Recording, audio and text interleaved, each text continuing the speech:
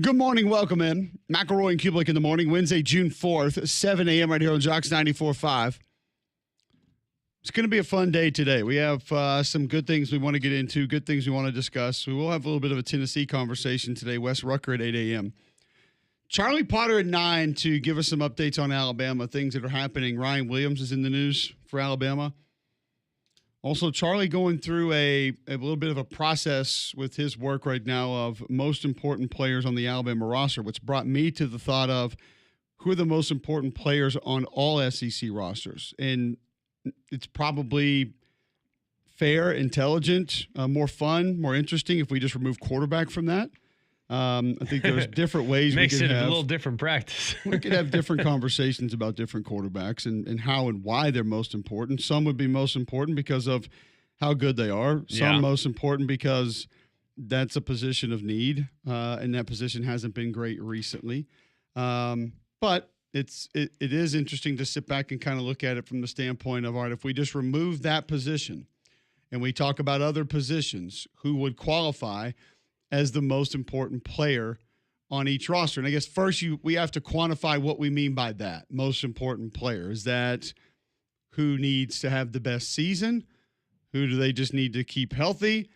Which position needs to be most successful in certain scheme? So on and so forth. So how would you define that first off as most important player on each SEC roster if you wanted to have this practice? Well, I love the variation. But when I think most important, the player that is the capstone linchpin for the entire thing crumbling. So, for example, if a guy doesn't play well or is unavailable, all of a sudden they drop off significantly in that position group and or on the team, on that side of the ball, what have you. So for me, most important player is basically your foundational piece. Like last year for me, as crazy as it may sound, the most important player would have been Tyler Booker for Alabama. He all of a sudden goes out. Not only do you lose your most authentic leader, but you also lose your pound for pound best player by a mile. Now, your biggest wild card last year is obviously Jalen Milroe. Like, meaning the booms or busts was very much dependent on his performance. But your most important player, I think, is a guy that serves more than just one role. And that's not just playing a position. It's a guy that might be able to, have an impact on the other guy's effort and be a tremendous leader as well. Okay, so we'll begin that practice. You can be a part of it as well. 800-239-9569, 800-239-WJOX. And if we just start, there's two ways I want to have the discussion around the SEC today. One is going to be fun with our listeners and some things that they have said that they have wanted recently. We'll get to that a little bit later in the show. ESPN's new FPI, Football Power Index, is out, which includes rankings, which we will quickly be noted that it is is a forward-thinking metric. How is it defined? Yes. It's a metric based on projection, schedule, all-encompassing. Right. Is there anybody who comes up with a ranking based on the past that they don't want to be relevant now or in the future? Usually. Like, I don't know. Did people rank Michigan in the top 5 last year preseason? I don't know. Did they? Yes, top 10 at the very least. So yeah, actually, many times people do. Good, because we got some conversations to have about the top 10. Oh, mama! Do we? That the FPI top 10? Oh yeah. The FPI is not a ranking of last year. It's a ranking of what could be this year based on several elements: schedule, projections. What poll in college football comes out that focuses centrally on the year before? Some people literally have the mindset of, I'm not dropping you till you lose, even though you look terrible. You the champ. You number 1 next year. I think that's fine. You champ. You've been the best. During the regular season, people want to say that. And I do know there are some people that just say, hey, to be the man, you got to beat the man. And they're going to put last year's national champion number 1. I wouldn't do that, but if some people are that stubborn with how they think and what they want it to be, good for them, I guess. I don't know. All right, let's just shelf the the most important player for a Oh, moment. boy, here we go. He couldn't resist. 5 minutes, So 34 good. seconds in. It's too good. Let's stir it up. It's way too good, to be honest with you. Okay, so Good or bad? Good because it's bad? no, good for us to have conversations. Yeah, exactly. Before we get into Turbulent. this, allow me to remind many listener and maybe some people here in our building who have recently said what about the college football playoff selection process that they want to return. The computers? Mm-hmm. Just remember that.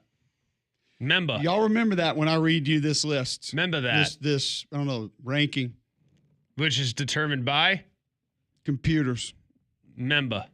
I memba. Algorithms, math, arithmetic, science, fraudulence. Remember that. I memba. Your ESPN Football Power Index top 25 reads as the following. Texas 1. Georgia 2. Alabama 3. Ohio State 4. Penn State 5. I don't think anybody would have a ton of pushback there. I mean, we could make debates of Georgia really 2. Bama up there at 3. Man, Ohio State might have some issues 4, but we're not going to go nuts there. Correct? I honestly think the top 5 is pretty good. Okay. I would have Penn State a little higher. Well, they're 5th, so there's not so much further to go. I can think of 4 places. Okay, you'd have them 1? No, I don't. Right. I don't trust them enough to have them 1. But based on computer projections, returnees, returning What are you production doing right now? I don't know, just dumb computer. I feel like I'm typing on a computer. I'm doing It's like a puppet. you're half I'm doing a puppet. marionetting. Yeah. Oh, I'm not talking about the hand motion. Like, what are you doing trying to take up for Penn State? No, I'm just suggesting that based on all the metrics that would lead to championships, for the record, I took up for Michigan 2 years ago and selected them to win the national championship. They did. Chose Ohio State to win it last year. They did. I'm using the exact same evidence this year to suggest that Penn State, because of the returnees, would be in a really good position to potentially win it. Now, I don't trust them. But that is not a computer-based science. That is purely based on my own distrust for James Franklin and the constant headache that I've had trying to select Penn State against top-tier competition. There's no trust in your malware virus, whatever it is. So let's get to where it really starts to be fun. That is the second 5 of the ESPN FPI top 25. Oregon comes in at 6. Notre Dame 7. Texas A&M 8. I don't hate it. Miami 9. Don't hate it. When we get to 10, we're still in the top 10, correct? That's technically I've heard that. top 10. Correct. Okay. The ESPN FPI at number 10 has the Tennessee Volunteers. Hate it. Well, that makes sense. This came out, like 6-7 months ago when Nico was on the team and everything. They just haven't updated it. I mean, Yeah, I'm they okay just with it. redid the whole thing. What? Maybe The Nico- algorithm was reset. They might have actually just accounted for the fact that Nico wasn't good. But Joey Aguilar, game changer. But Tennessee. Tennessee.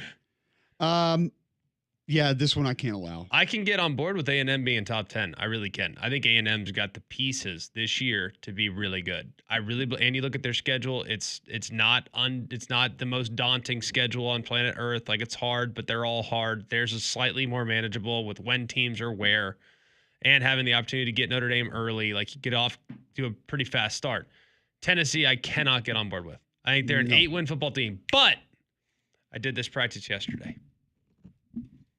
I need you to just do me one quick favor, please. Will you entertain me for a moment? Only if I can tell you who's 11th first. Do you not want to put a bow on Tennessee first? Yeah, it's fine. Okay, let's look up their schedule real quick.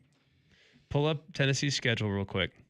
Can you record this segment, John, and have it played when we come back and the regular season has begun and we start having the conversation? And Tennessee loses to Syracuse, No. 0-12. All right then. When everyone here in this building says, "Well, you can't rank a team based on who they play."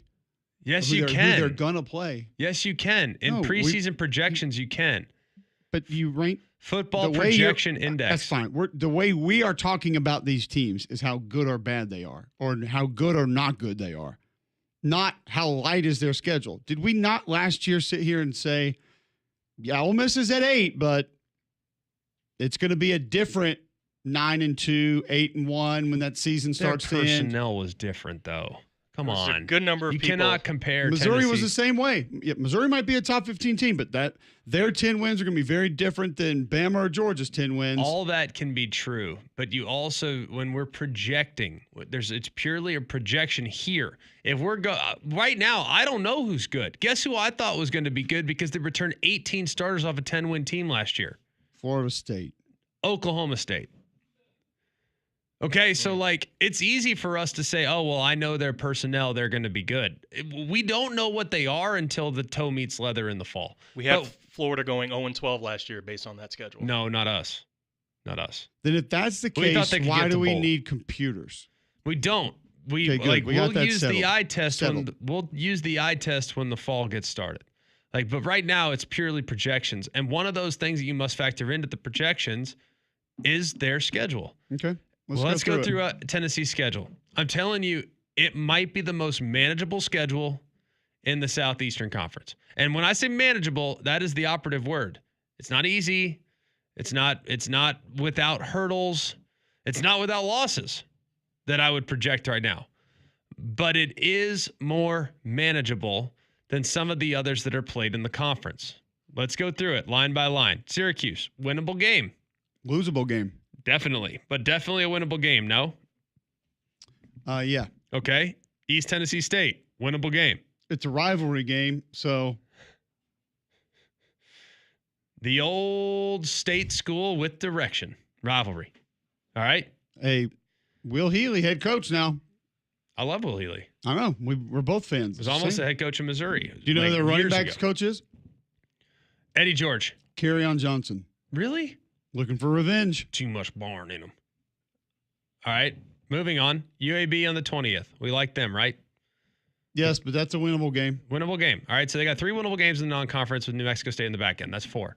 All right. So I think their non-conference is absolutely, they're capable of going 4-0. Correct? Capable. I would put, what would you say the percentage likelihood of them going 4-0 in the non-conference is? 90. I'd say 85. I give Syracuse a 15% chance of winning that game. Yeah, I might say 75. Okay, 75. Fine. That's fine. I'll take 75. That's a pretty good start. All right, now let's go through it. Georgia at home. Don't like them there. Losable game. Okay. At Mississippi State. Probably going to win it. Okay, sounds good. Now we're at 5 wins. Okay. Let's go next to Arkansas at home. Well, before we get to that, allow me to just introduce spot number 22 for you in the ESPN FPI, which happens to be the Arkansas Razorbacks. I think they're always dangerous because they're quarterback, but 22nd best team in the nation as of right now? Nah. Remember, y'all wanted computers back to pick your teams in the playoffs. Okay, Arkansas, winnable game. Okay, so they're at 6.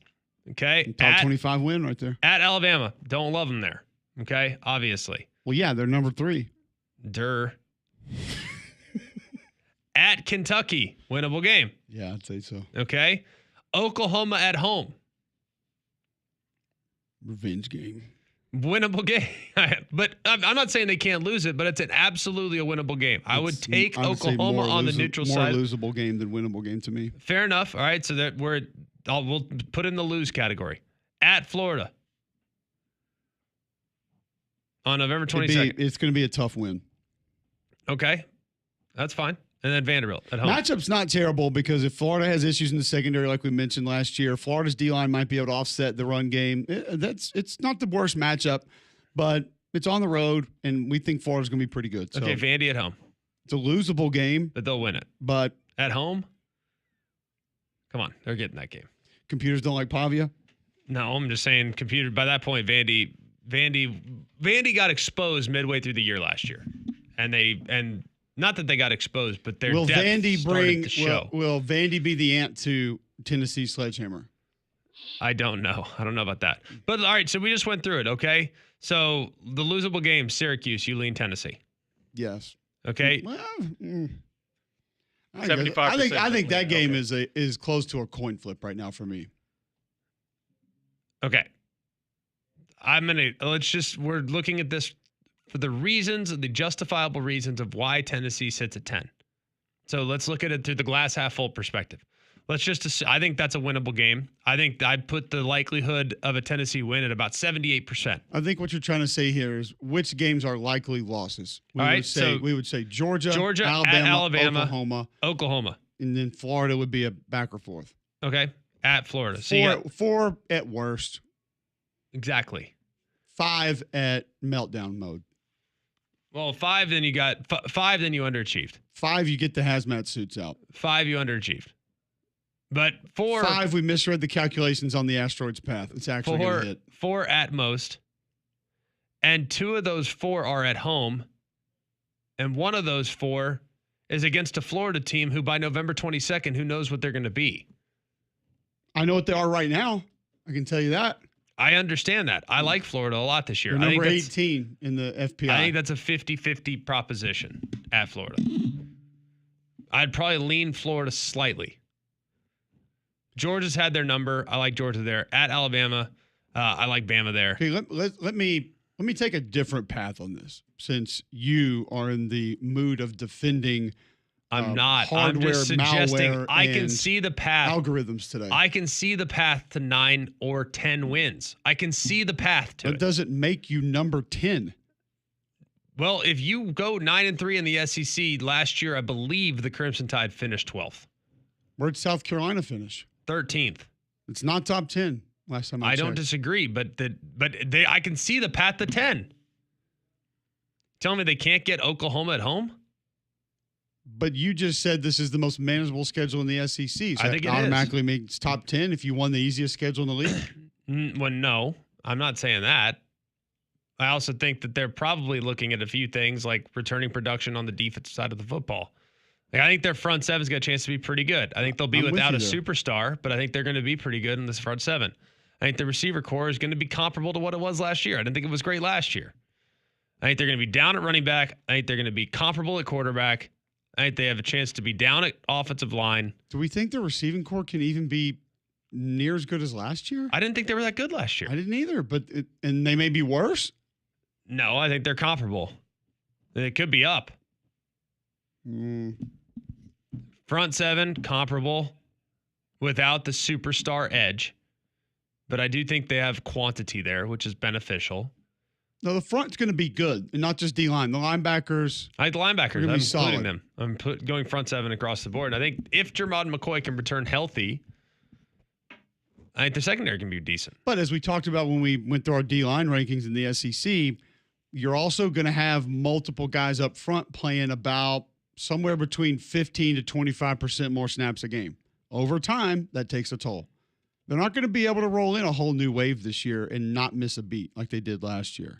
That will have an impact on that team. I don't disagree. Now, it doesn't mean they're going to lose 3 more games because of it, but that is a massive luxury they had last year that they won't have this year. So I'll offer you up a little different path here on the Tennessee being at 10.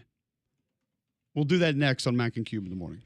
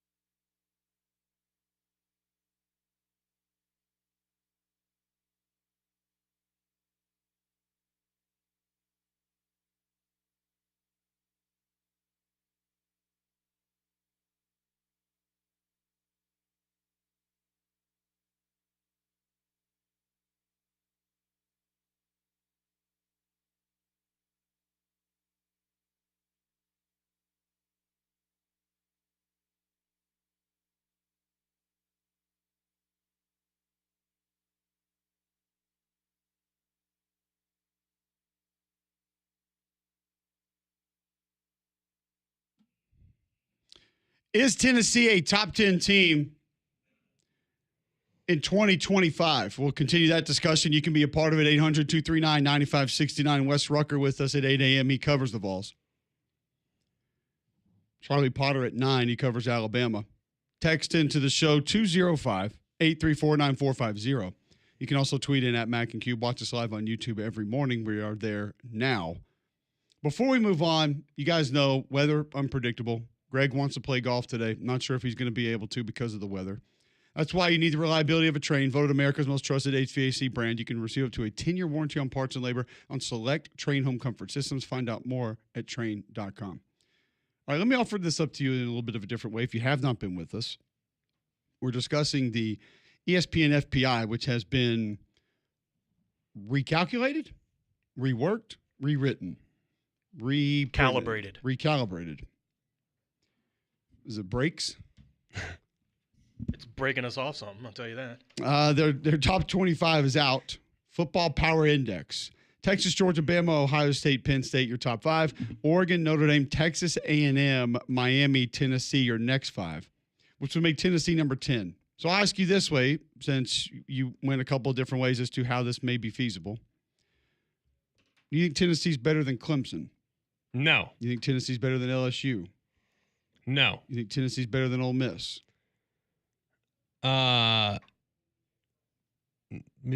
Toss up. You think Tennessee's better than Auburn? I would take Auburn right now. You think Tennessee's better than South Carolina? Yes. You think Tennessee's better than Oklahoma? No. You think Tennessee's better than Michigan? Yes. Those are the 7 teams ranked directly behind Michigan, or Tennessee, excuse me.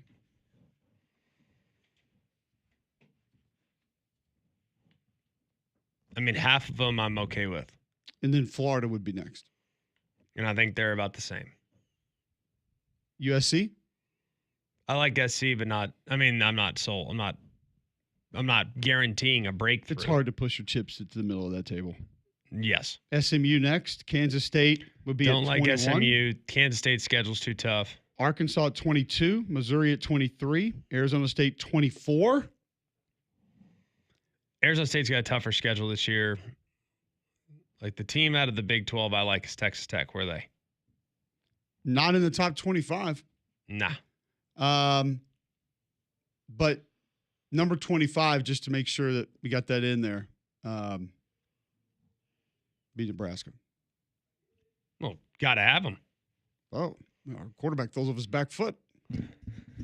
Get them in. He's just like Mahomes. I was attempting to look. Texas Tech would come in at 35 on the Football Power Index. A projection of 7-4 this year. They play 12. Well, that's the FPI ranking. I'm sorry. Projected record would be 7.5 wins is what they're projecting. All right. It's going to be tough to get that half win, by the way. If they pull that off, that would be the most impressive feat of the college football season. If you have a good head coach, you can win a lot of second halves. Only if you score more. It's true. The teams that the FPI has projected to win double-digit games this year would be Texas, Georgia, Ohio State, Penn State, Oregon. That's it. What number? Oregon 6? Oregon 6, correct. Yeah. Replacing both tackles, replacing quarterback, replacing a lot up front on defense, replacing a couple receivers, running back. It just feels like a lot. Are we playing the game of there's just nobody else right now with college football in the top 10, top 15, top 5?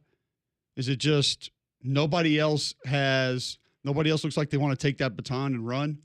Nobody else looks like they're ready to follow up what happened last year in a better way. So we'll just take the ones that we think are the safest picks.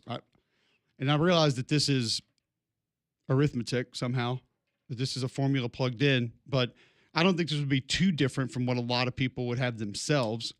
Some of it seems a bit egregious. Yeah. Clemson at 11 is just dumb. I don't know another way to say that. Like, you can't give me a schedule. You can't give me players coming back. Like, if you guys think that computers need to pick who gets in our playoffs, and this thing really believes that Clemson's the 11th best team in college football right now, then maybe just play Madden. Oh, I don't know. Just do simulations. Just sit there and do dynasty mode, and that should be your entertainment via football moving forward. Get online with a third grader and let him just kick you into the curb every night and yell at him for being in his mom's basement. I don't know. There's just no way you can tell me that right now, based on what's back, what they've done, the players they have, and what they've already proven in a college football uniform, specifically in their own uniform, that there are 10 teams better than Clemson. Based on what's coming back, I don't know how you can come to that conclusion. Look, Clemson, are they relatively thin? Yeah, perhaps. Compared to that of the teams that are going to stockpile, mature talent in backup roles. Yes, they're probably a little more thin. They're going to get young in a hurry, but they've recruited well. And I think culturally, they're a playoff team from a year ago. And I think last year's team had to endure some challenges. But I like Clemson this year a lot. I'd be highly surprised if they were to fall flat.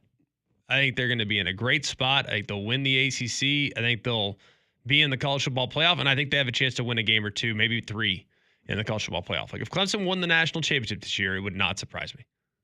All right, a couple folks chiming in on this.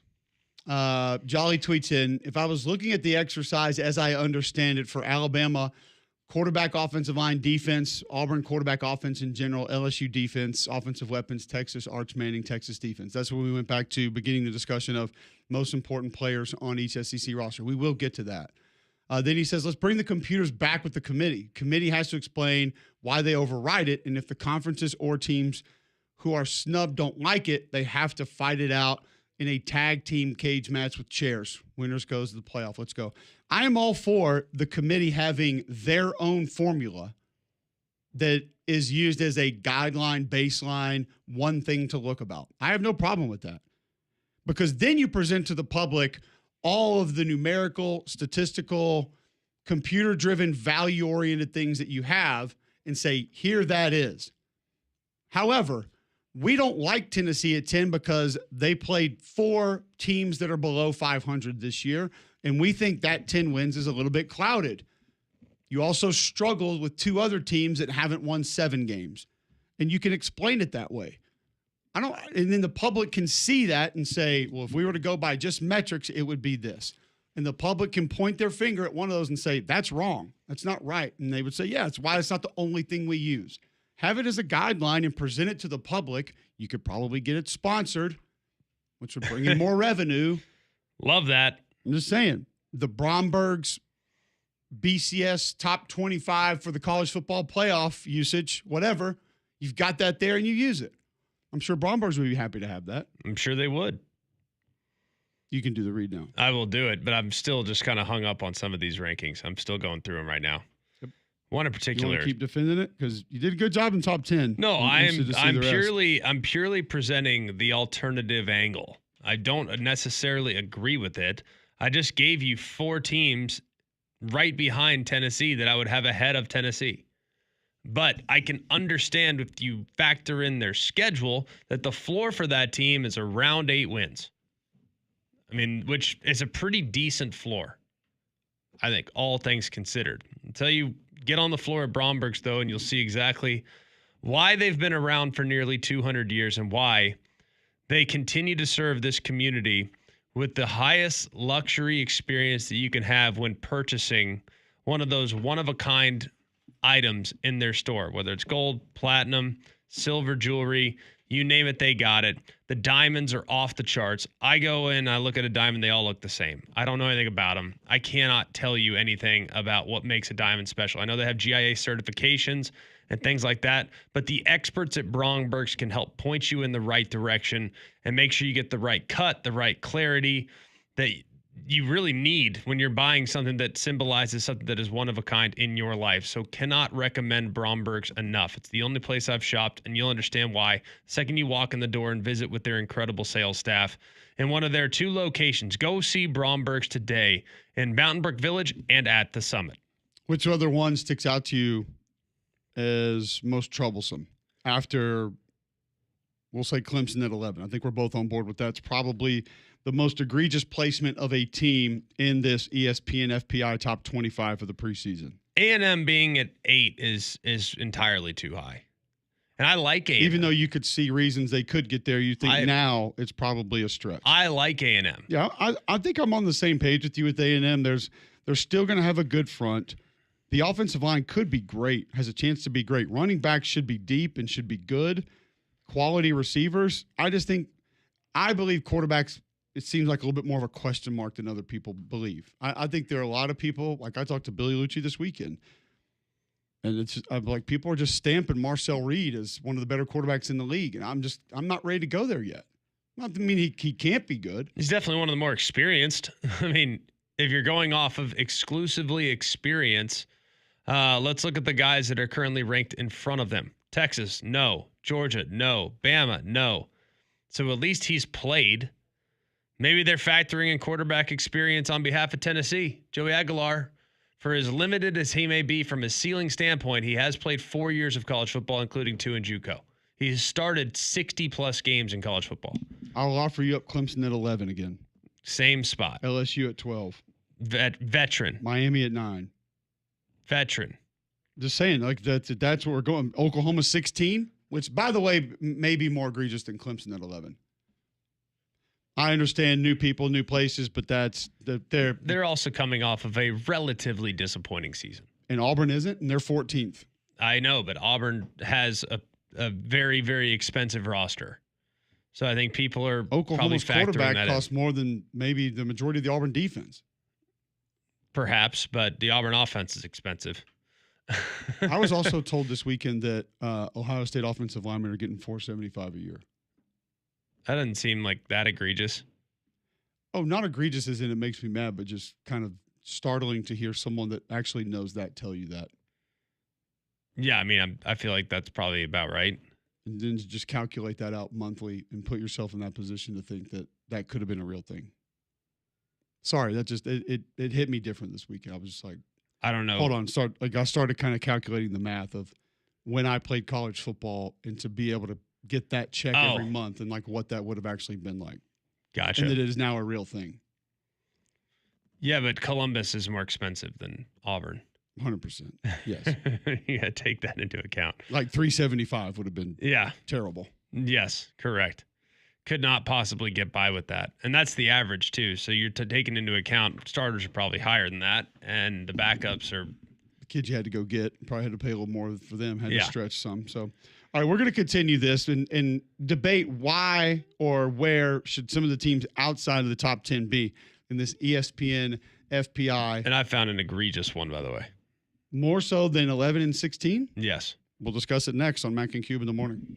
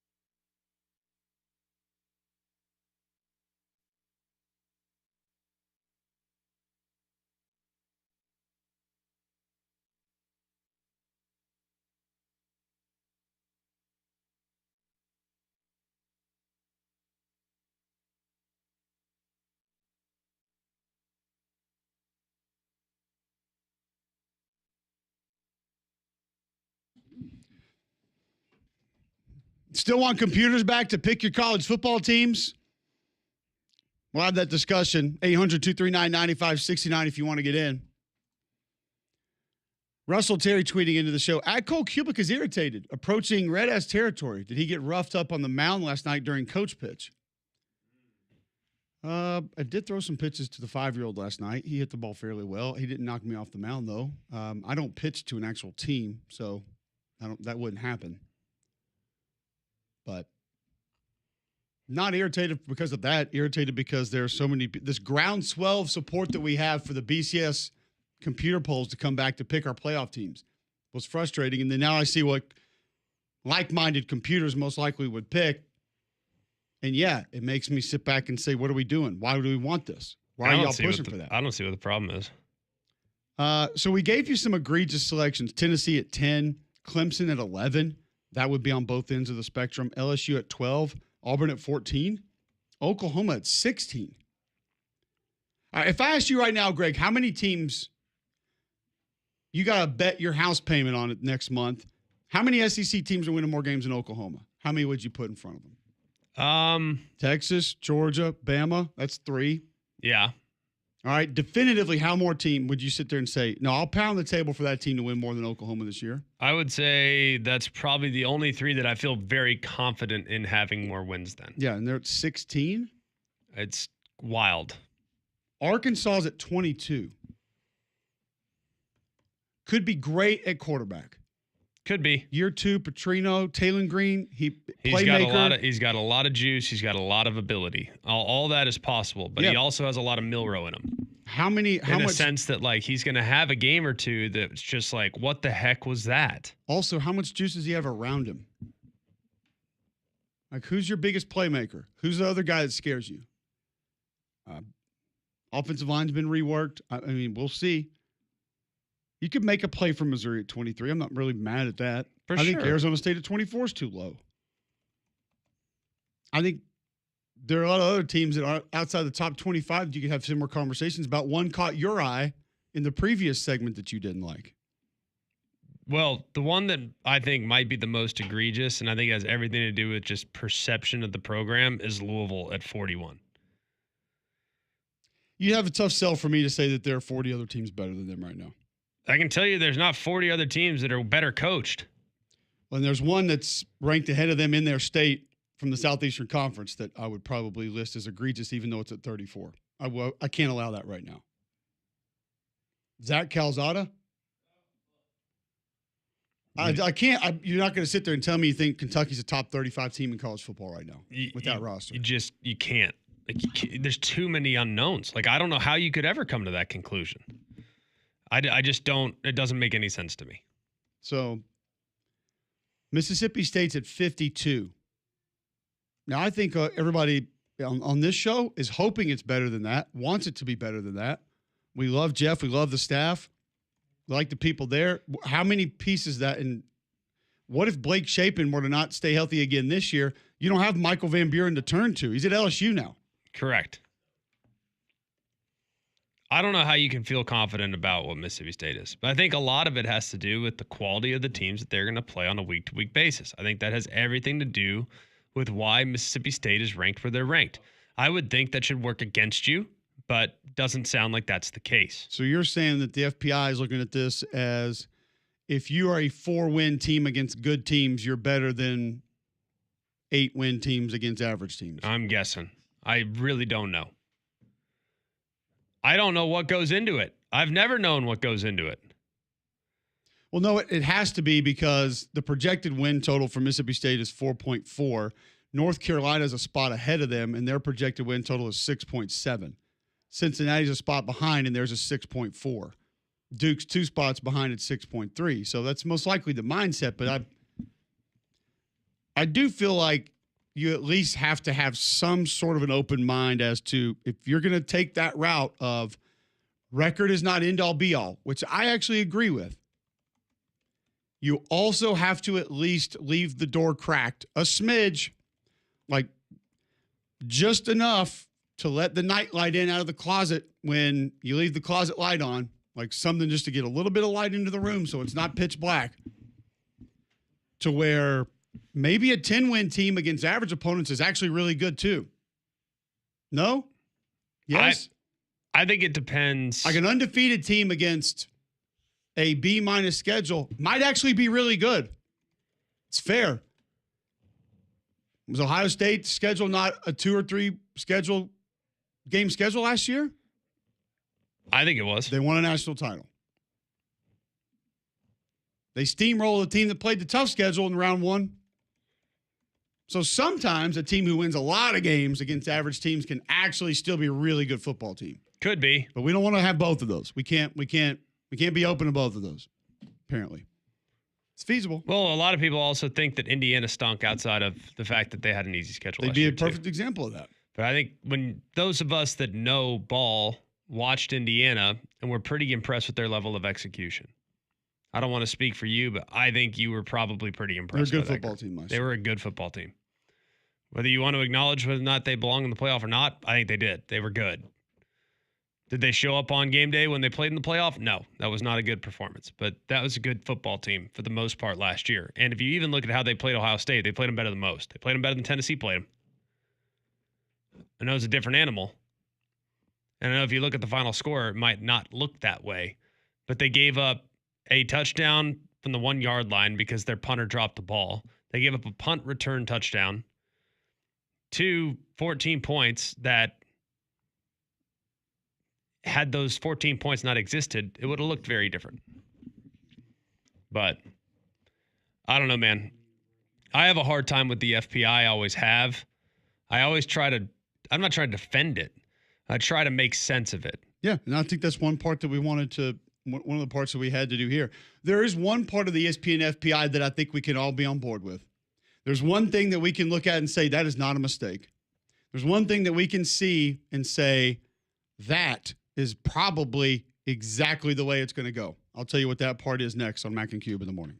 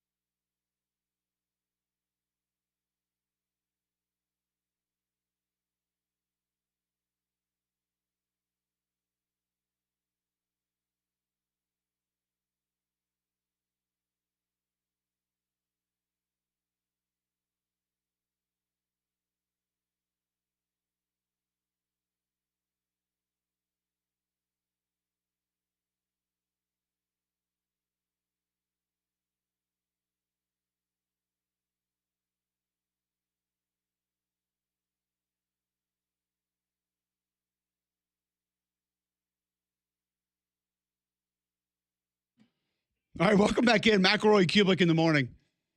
Greg Skipper tweeting in, this is the time of year when everyone thinks their team can win 10 games. Not one team.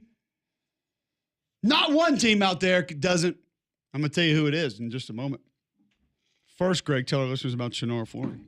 Well, Fu and his company have been built on a foundation of trust and integrity with over 40,000 square feet of Core-Tech flooring in our area. And right now, you get $5 off per box when you order it from Shannara Flooring. Core-Tech is 100% waterproof, pet-proof, durable.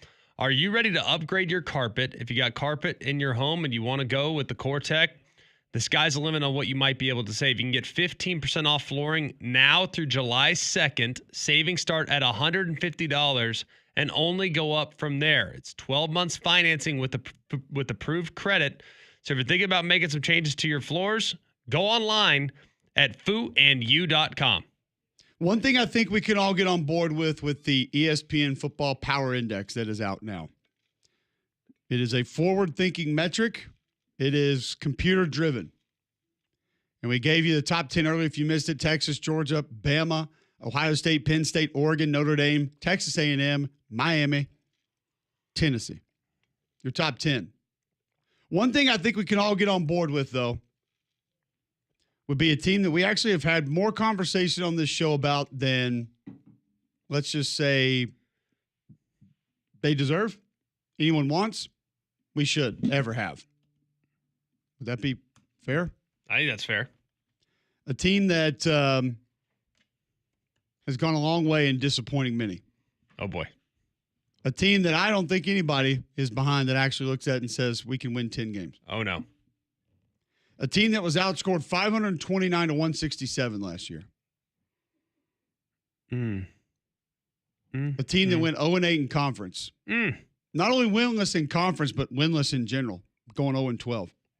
And has the nation's longest losing streak at 12. That would be the ESPN FPI selecting Kent State, number 136. Why you got to do it to them? Why you got to do it to them? Tell me they're wrong. They're not. That one's safe. Now, we could debate their win projection of 2.6. Like the under? Let's go to the schedule. Hater? Oh, gosh. They do open up with Merrimack. I don't know if that's the Hall or not, but Texas Tech next, Buffalo next. I don't like them against Texas Tech. Oh, it's on the road, too. And then, gosh. Guess where that game is, 11 a.m. on September 6th? Hopefully nowhere. Fox Plus. TNT. Tana. Who's calling that game? Got rid of inside the NBA for this. All right. That feels like... But imagine if they get Merrimack, what the story is right there. Going from 0-12 to 1-0. Potentially 2-0. Merrimack's good this year. FPI has them 310th. Then they're at Florida State, at Oklahoma. Don't see them climbing back there. UMass, at Toledo, Bowling Green, at Ball State, at Akron. That's a rivalry game. Central Michigan, and then at Northern Illinois. You don't just go to DeKalb in December and come out with a win.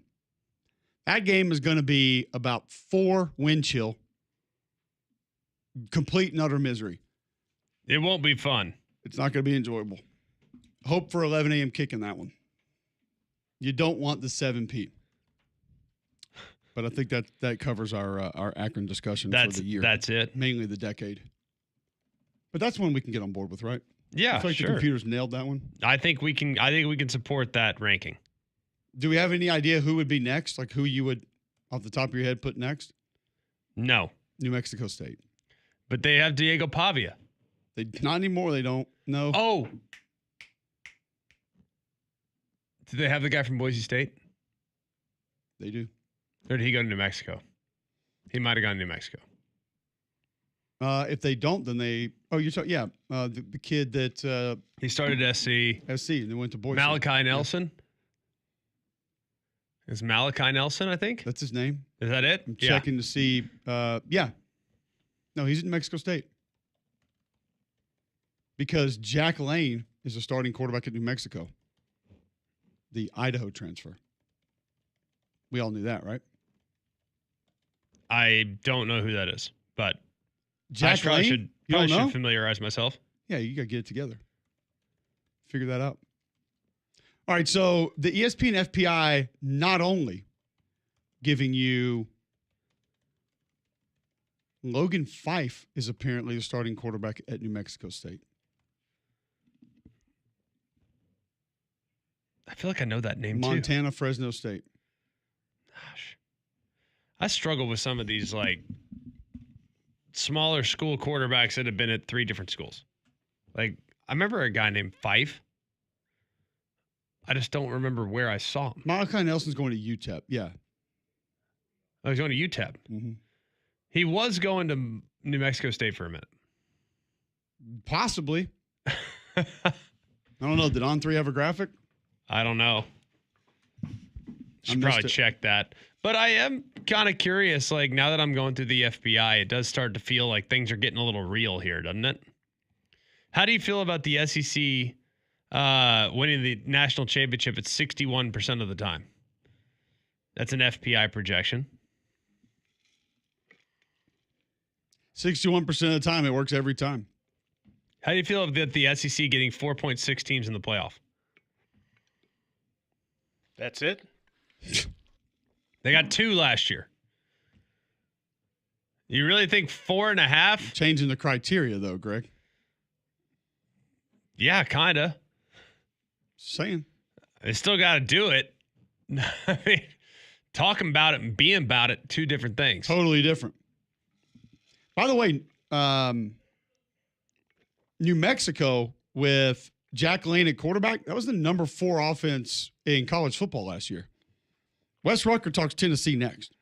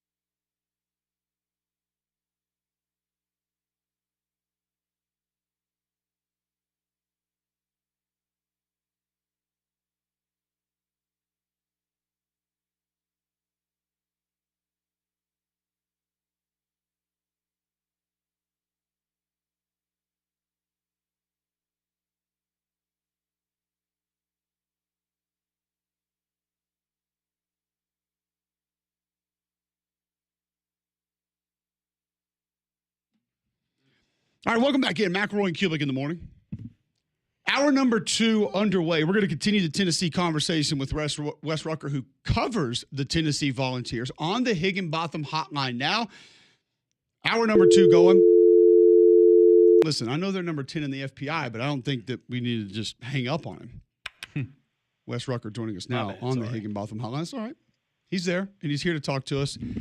We were surprised, Wes, to see Tennessee this high. Now, I know this is a poll generated by computer algorithms and arithmetic, but what would be the case? What would have to happen if Tennessee were to, let's just say, be a team towards the bottom of the top 10 for the majority of this college football season in your mind?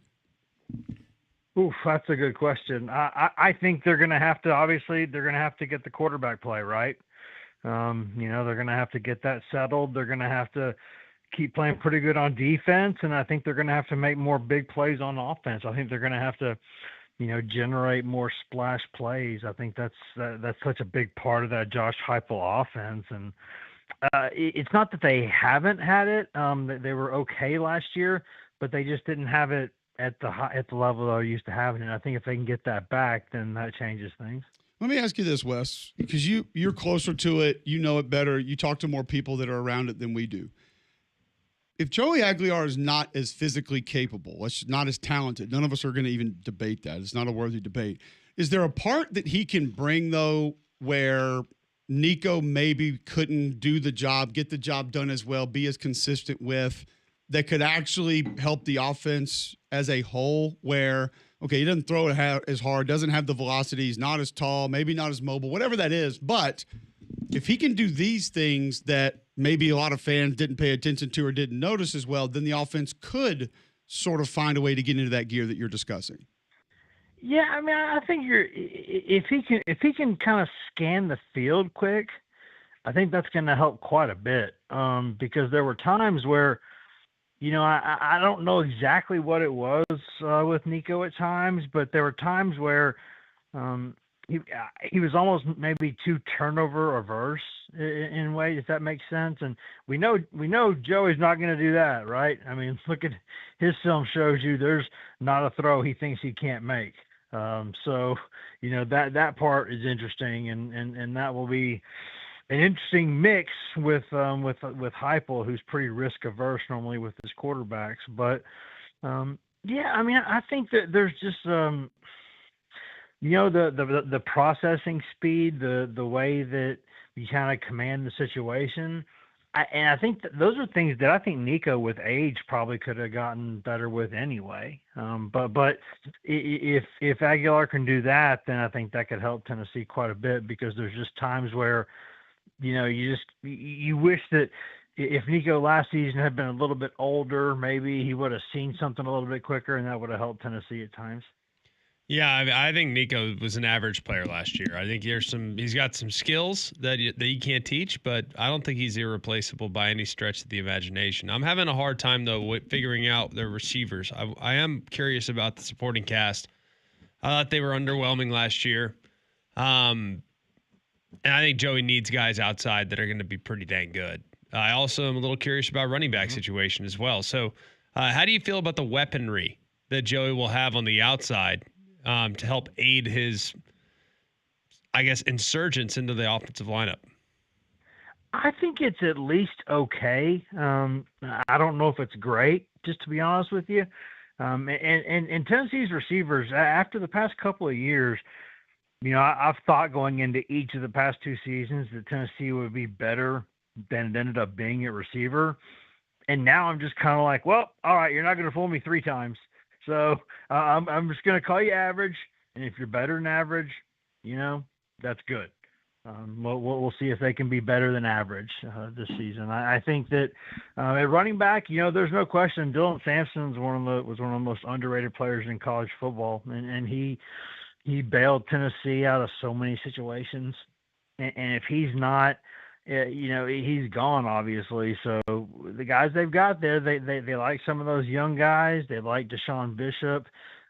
They got some, Peyton Lewis is a guy that they're high on for his future. We'll see how they are there. I don't think they're going to be bad. And with Heupel's offense, I mean, you're going to rush for a decent amount of yards every season, basically. It's just, can you be really, really good, or can you just be pretty good? Because just Heupel's offense itself, you're going to be pretty good on against on the run most of the time. But there's certain things that guys like Simpson can do that I'm not sure a lot of other people can do. So we'll see if Tennessee can find a way to make that happen. He was a difference maker, no doubt. What about the offensive line? We look at that position, and even though it sort of began to falter a little bit towards the end of the season, there were times they were really good last year, and a lot of unknowns this year. The expectation is for that group to be what in 2025?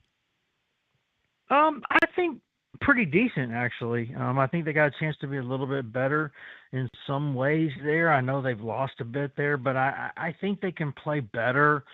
They're going to be young at some spots, right? I mean, they need 5-star freshmen to handle that, hold down the fort there at the tackle spot. That's easier said than done. I mean, even some of the best freshman tackles I've ever seen end up being guys who look like freshmen at times, right? Just kind of the nature of the position. And I think with the new center, too, there's going to be a lot of questions to answer there because I think Cooper Mays was a guy who really, really helped Tennessee in a lot of ways to kind of get if you play ball the way that Tennessee plays ball, the quarterback obviously is the most important part, but I'll tell you, the center, to be able to handle that offense at the way that they do it, you got to be fast, you got to be good, you got to be smart, you got to be processing everything. There's a lot of stuff you got to do in a really short amount of time. And so they're going to have to make sure they're pretty good there too, because Cooper Mays is a really good player. It's just such an important position. I mean, it's just like they're all so smart and so good at what they do. It's an undervalued position, really. In its Nowadays totality. it is, for really, sure. really Back in the day, it required very little intellect. Looking at just kind of how I guess the expectations. I think Tennessee fans have experienced a kind of a strange offseason with the Nico thing. It's like, good, get out. We're glad you're gone. But yet the expectations remain outrageously high. How do you think they're balancing that right now? That is a really, really good question, Greg, because I don't know. I think the expectations now have certainly changed back in the program to back at the level, maybe not exactly the level they used to be, but certainly higher, right? And so, yeah, I mean, I think there's a lot of people who this was always expected to be a season where Tennessee, let's imagine Nico had not gone. This was one of the years they were pointing toward, right? Where Tennessee would get cycled back up again. They'd be ready to roll, and boom, and so now I think there's a lot of uncertainty, not necessarily in like a negative way or like a fatalistic way or anything like that, or existential, anything like that. But I think there is a little bit of, uncertainty, a little pause, and to wait, just how good are these guys? Who are these guys, and are they pretty good? And that's what's interesting, because I think defensively they're going to be pretty good again. I think they got a chance to be pretty solid there. But that's not what you think about traditionally when you think about these sort of Josh Heupel teams, right? You think about splash plays, you think about 40-point games like a layup, and it doesn't always work like that. So I think there's excitement, but I don't think anybody's expecting them to go win a national championship or anything. Of course, I say that this is Knoxville, so by the time August rolls around, it could be like, hey, you're gonna go, 15-0. But it's at this point, I think the expectations are a little bit more reasonable than that. I would hope they are anyway. We talked about the defensive line earlier. We both think it's going to be a solid group, a really good group. The difference, Wes, will be they literally had 2 really good groups last year and then maybe part of a third good group that they could roll in. What kind of an impact will that have on what we all believe will be a good defensive line front seven that has to play, I don't know, 15, 20, close to 30% more snaps a game because they don't have all those next guys to be able to roll in like they did a year ago. Yeah, that is going to be a little bit different, I think. Although I do think that they've got more guys than people think that they do there. But I don't know if they have, let's say, like you said, like 15 guys that can roll in there like they did last year. That's a little bit different. And that's something that, and again, they also, they got some guys like Josh Josephs, who everybody thinks can kind of step up and be that next Pierce-like player or Pierce-adjacent player. But you got to go out there and prove you can do it. And that's a big thing. So, I think they got pretty good numbers there. I think they're going to roll guys in there because that's just how Rodney Garner is. But I don't know if it's going to be like a hockey line change like they've had the past couple of years. So, even with that said, toward the end of last season, at times that group was still good, but it wasn't playing at that just dominant level that it did for most of the season. So, I think Rodney Garner's a guy you put faith in. I think the way they've recruited that position over the past few years, the way they've prioritized it, the way they've gotten in players and developed good players, I think they're going to be just fine there. But are they going to be quite as dynamic as they have been at times last year? I don't know if that's the case, but I think they're going to be pretty solid. Wes, we appreciate the time, man. Great insights, good conversation on Tennessee. Look forward to having you back soon. Thanks for hanging out with us. Hey, no problem. Anytime, guys. You know that, anytime. There you go. Wes Rucker joining us on the Higginbotham Hotline. You deserve solutions that are built for you. Higginbotham is your one-source solution for insurance, financial, and HR services. Wes covers Tennessee, does a great job with it, and we trust his opinions. And I think we're on the same page with a lot of what he was saying. I did like your question about the expectation, Greg. You and I have talked about that on the show. Everyone's happy to say, good. Send him on his way. Get him out of here. You show him, coach. But does your win total expectation go with that? No. As far as does that alter to say, but we'll also offer you a little forgiveness in the loss column now? That's probably not going to be there. No, I don't think there's any chance that gets adjusted. I mean, look, I wouldn't expect them to. I mean, once you've had a taste of success, I don't anticipate you all of a sudden settling back to mediocrity. I mean, you made the playoff last year. You've beaten Bama 2 out of the 3. I mean, all of a sudden they're not going to be comfortable with just reverting back to an 8-win team. They might this year, but I don't think it's likely. I think they're going to be all right. I do. I think they're going to be all right. But I don't think they're a playoff contender, and I don't think they're closer to this year to winning a playoff game than they were a year ago. You can follow Wes on Twitter at WesRucker247. Find his work at GoVols247.com. All right, we'll continue some of these conversations around ESPN's FPI, some of the other teams, sort of where they are and why. Also, chances to win conferences or make it to the conference championship games are in via the computers, which some of y'all want back.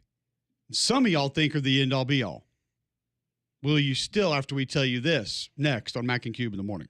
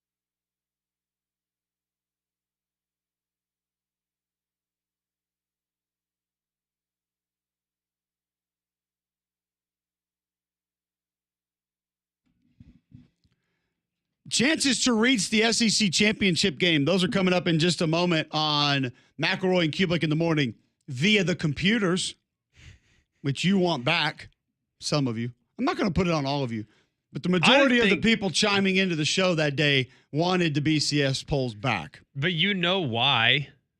Because it worked out well for the Crimson Tide in the BCS era. They were given the benefit of the doubt in the BCS era. That's why people want the polls, the computers. That's why. For how it affected their team. This is actually not a bad thought here. That's 100% why. The ultimate Bud Bama. Fair. Big Corgi Boss tweets in, at Mac and Cube, I don't know what method the casinos use, if it's a committee, consultants, computers, but whatever method they use, they should be the exact same method used to determine college football playoff. They put their money where their mouth is, and they're usually right.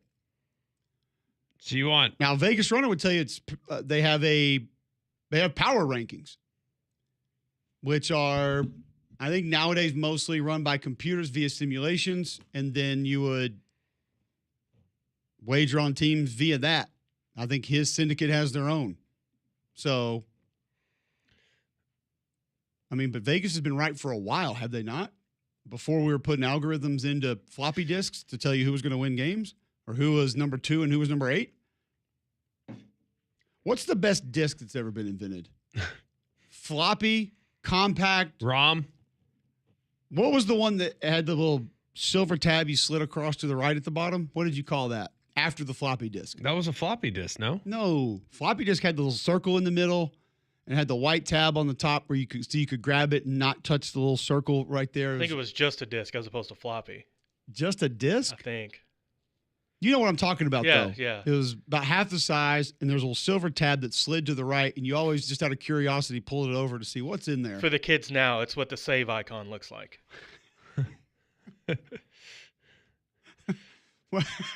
I don't even know which one's which.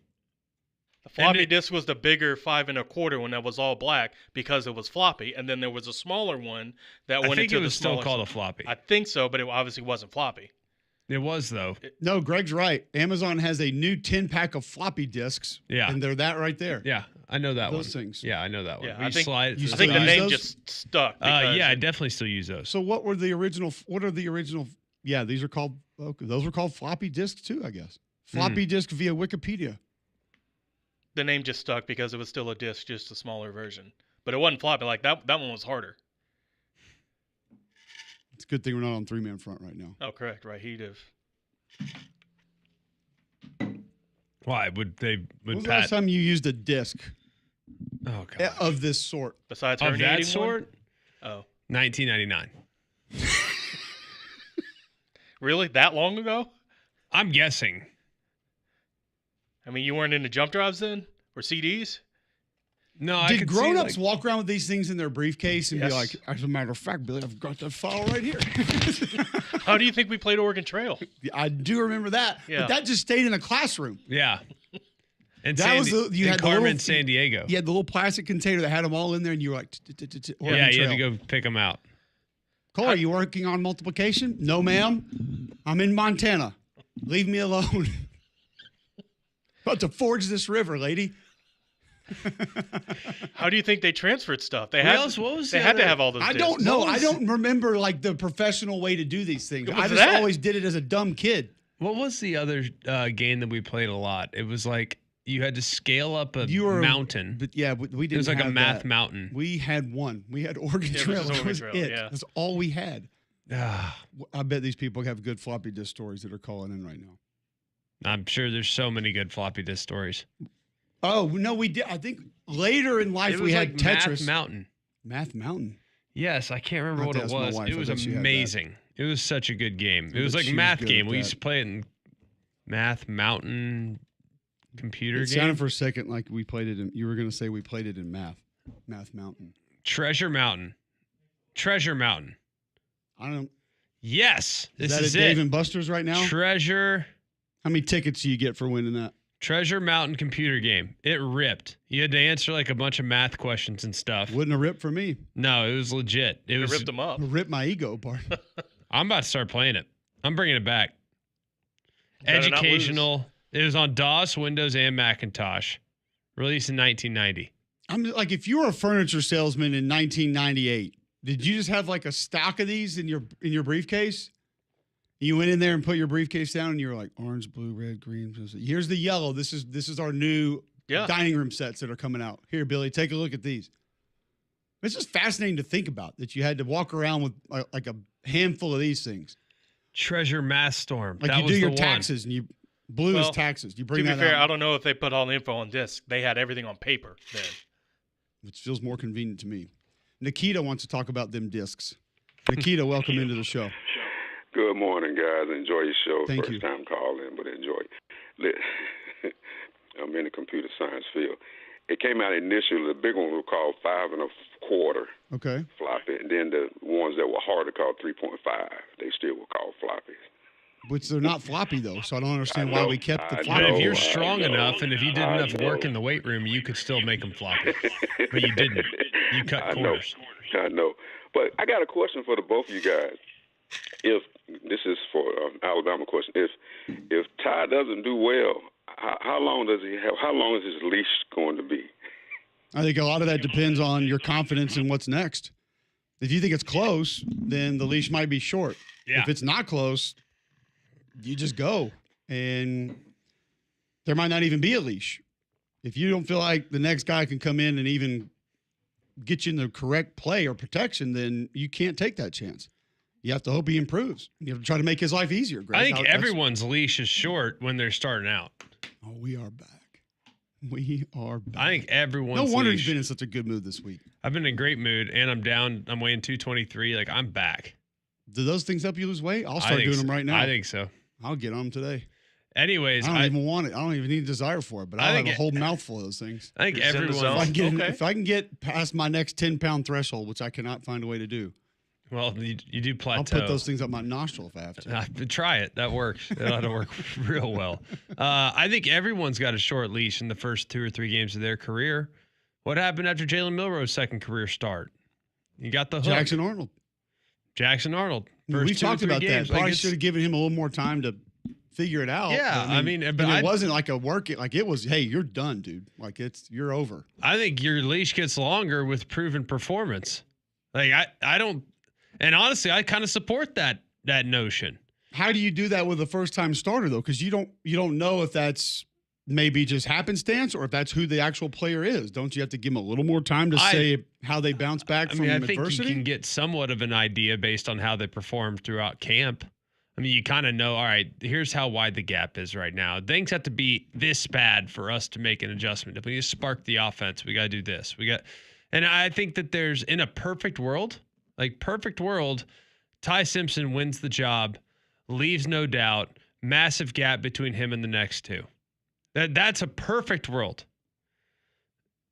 In a more realistic world, Ty Simpson wins the job.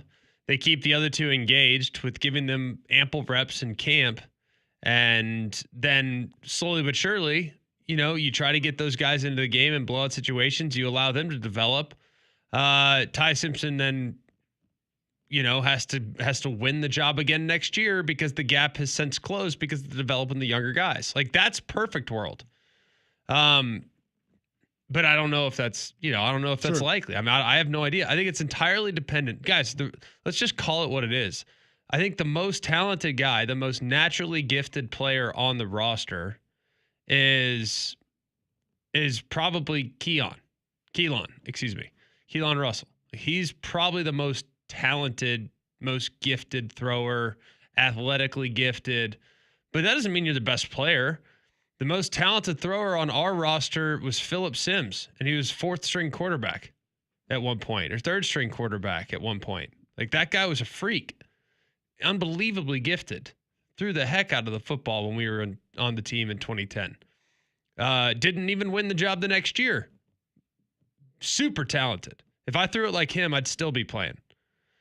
But it doesn't really always amount to that. And I think that that's what they're going to need to figure out is, okay, does that talent for Keelan, does it translate onto the field?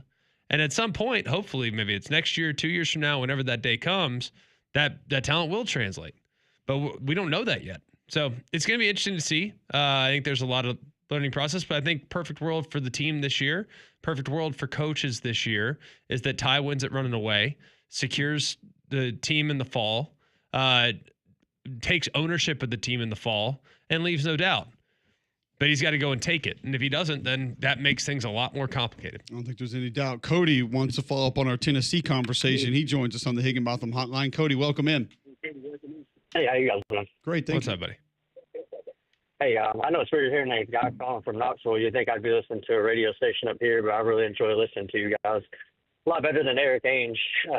He's one of the guys up here that does the radio stations. I'm not really a big fan of him, so enjoy the show. I just wanted to add something real quick about Tennessee. I agree with you guys. I don't see why we're top 10 in that preseason ranking. Unless Joey Aguilar can come in here and light it up, or one of these freshmen can come in here and light it up. Obviously quarterback's the number one position on the team. And so if we can't figure that out, there ain't no question we're not going to be in the top 25 at the end of the year. But I do think there's an aspect to, Cody, what I asked Wes, and Greg can speak to this a little bit more than I can, as there were things that Nico didn't do the way the system required. Hey, there are things that his level of operation was not what Josh wanted. Now, that doesn't mean his level of ability couldn't do it or couldn't get it done or wasn't better than a lot of other guys. It's just what that offense required at certain times, he was not elite at.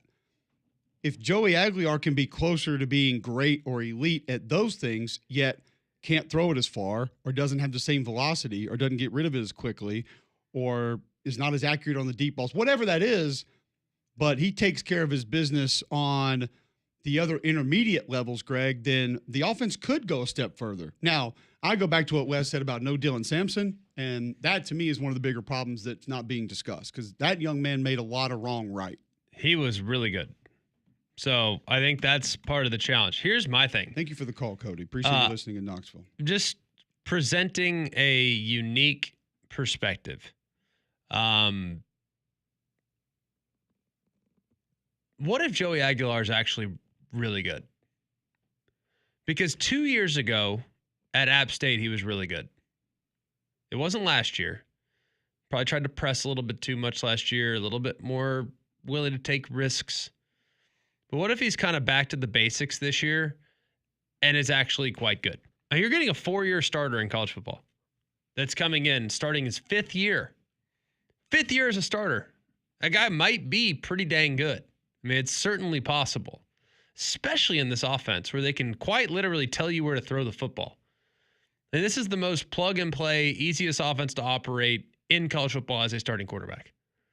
I think it's the most manageable offense. I think it spreads the field. It cleans things up for your reads. Do you have to make some tough decisions sometimes? Sure, but if you get good protection, then I think this offense is very easy to operate. Yeah, they also ran for 204 a game 2 years ago. Had Nate Noel. Yeah, so, all right. And you don't think Tennessee's gonna run the football? Yeah, I'm just saying. You also take into consideration what his team was 2 years ago when he put up better numbers. So, or we're referencing 23. He was 37, 57, 33 touchdowns, 10 interceptions. Last year, Aguilar goes 3,003, 23 touchdowns, 14 picks. And actually, I went back a year too far from the rush numbers. So, ran for 172 a game that year. Nate Noel had 834. Kane Roberts had 696 on the ground. So, I think the kid's got some ability. I just think it's a little bit limited comparatively. The ceiling's not going to be what it's going to be with a lot of other guys. That's the big difference. And Caden Robinson, 67 catches, 905 yards, 10 touchdowns.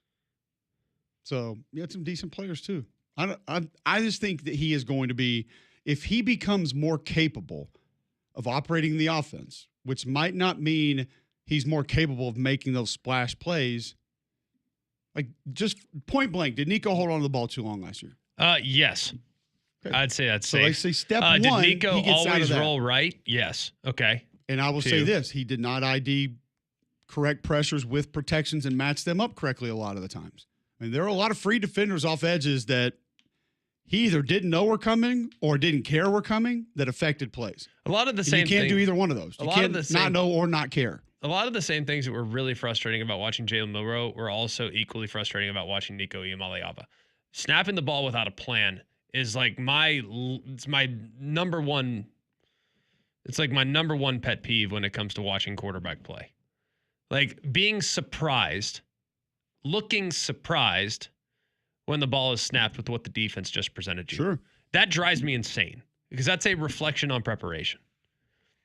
And it's not always. Sometimes the defense gets you. That happens. But when it happens 12 times a game where you snap the ball and it doesn't look like you have a plan.